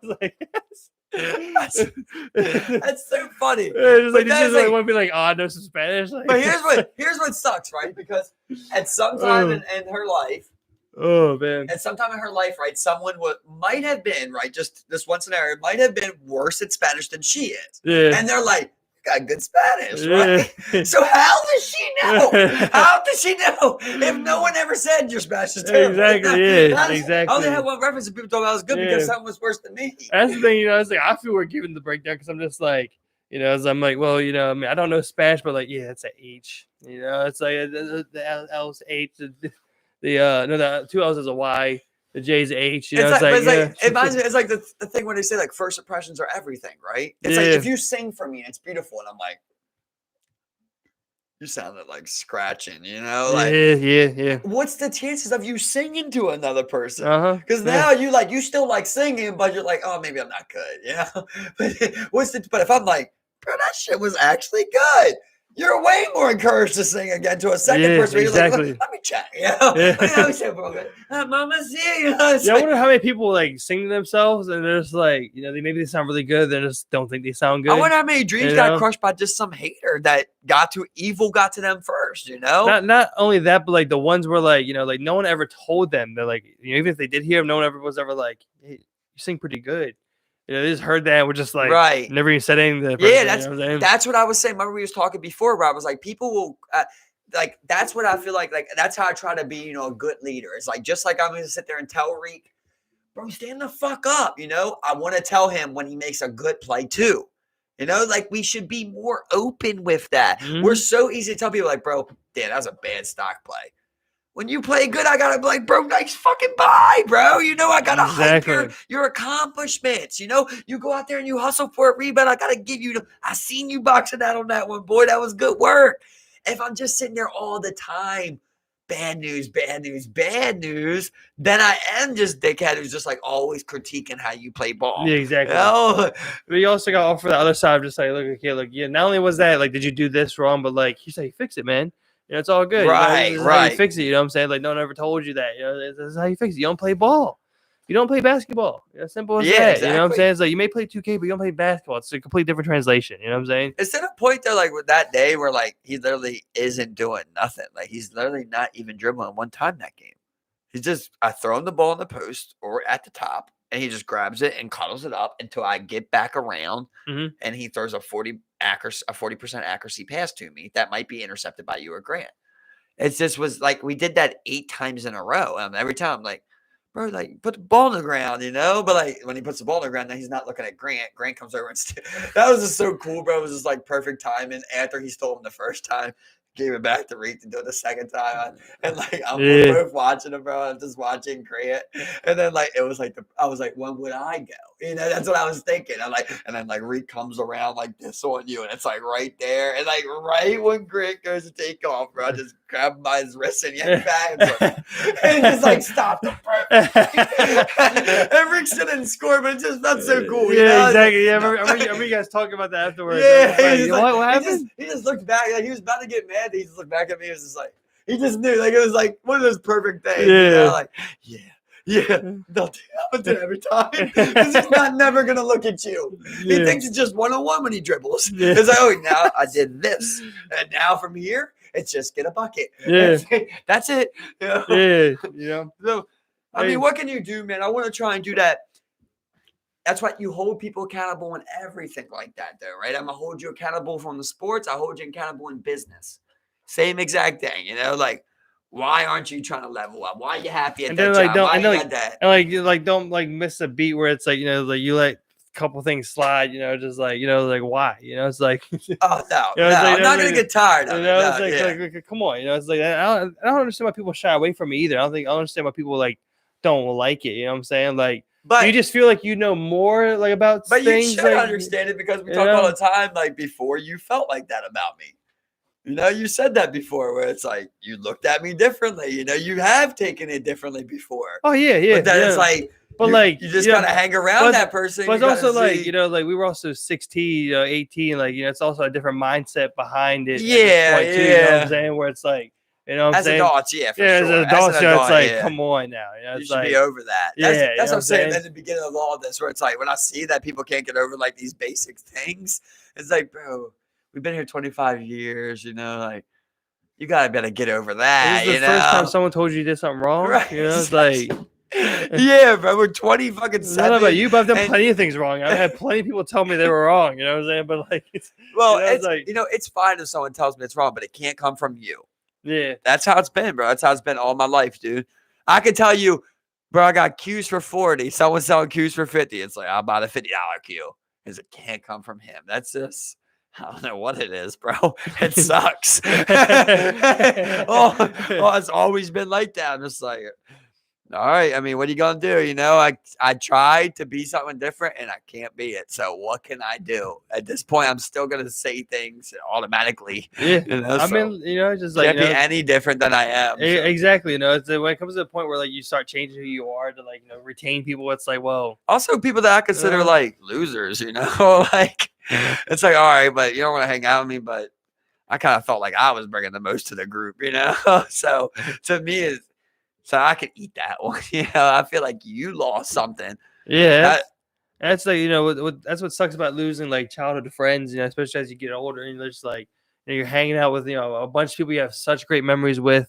You have people that you had good times with, you geeked with. You were close. You had. You easily had a 4v4 basketball game. You know what I'm saying? You could easily have people where you can go sign up. Times. You can go sign up for a kickball league. Like you had numbers to go. You pull up deep somewhere. But that's back when like a lot of things didn't matter, and I had boxes in my moral box checklist that didn't even exist back then, didn't exist then, that do it exist now, like you don't hold everybody to the same standard at that age. It's kind of like it's about having fun, exactly. It's about having fun. That's right? the one thing about getting older, you know what I'm saying? Yeah. So, you don't look so much in somebody's personality though. It's like, okay, well, do we have fun when we hang out? Exactly. That's what I'm saying? Like y'all geek, y'all have a good time, you feel comfortable on this person. You kind of even chill, ignore the bad signs. Yeah. Like your buddy's punching a hole in the wall. Exactly, yeah. That's what I'm saying about like maturity. It's like that's a bad sign, bro. I'm saying, like, about maturity and like becoming an adult, you know what I'm saying? And like, I remember when Tyler would, wreck the house, I was just like, this is a red flag, It's like yeah, that's scary. So you're 100% right, but like that's the thing with getting older, is like you realize that some of these things just can't, like, the red flags, they can't stand. If you're gonna act that way, well, I just can't be around you, or if you're gonna it's like certain attitudes, it's like it's like it don't even gotta be a red flag, but like one of the major things for me is just like, where's the improvement, bro? Like you're the same dude I knew when we were 18. If we're still the 25, and you're like you're punching, you're throwing shit around, you wreck your house or something, it's just like. Well, but like I realized it's like I got these same people, but here we are 23, 24 years old. It's like, bro, you got no ideas. Like you literally have no ideas, bro.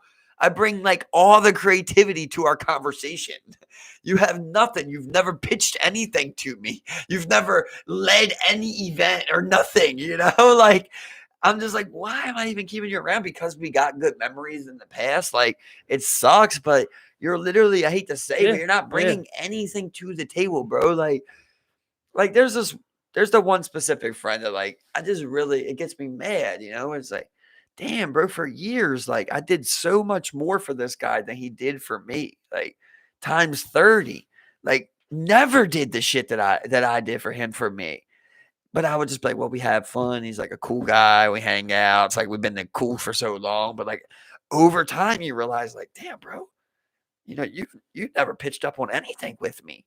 You've never got me back for nothing. You never looked out on nothing. You've never answered a call when I needed you ever. You bring literally nothing to the table. On top of that, like you're not even interested in like trying to learn things how I am. Like I like that me and you every day feel like we acquire knowledge. Like me and you, every time we meet up, you give it 2 or 3 days, we usually have something to talk about that we've acquired, You get around some people and it's like, you meet them over and over and it's like same fucking convo, bro. Over and you might say it a different way, but it's the same fucking convo. It's funny because it's been a while since I've experienced something like that. Because, there's like a lot of people from that time period I don't even talk to it like anymore. You know what I'm saying? Like I talk to a lot of new people.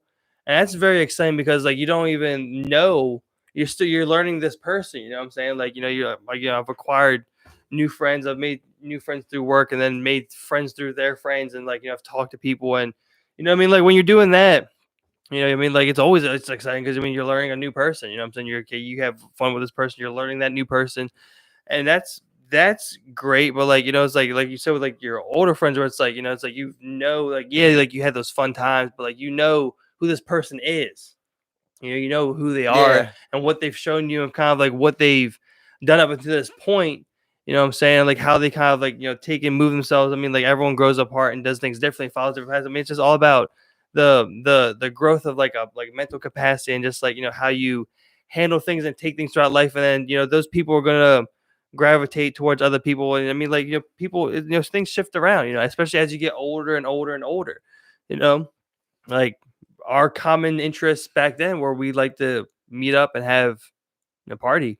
That's what kept the group tight. Do some cocaine, everyone wanted to party. It's like, hey, you want to party? You want to party? Well, now we're all here because we all want to party. You know what I'm saying?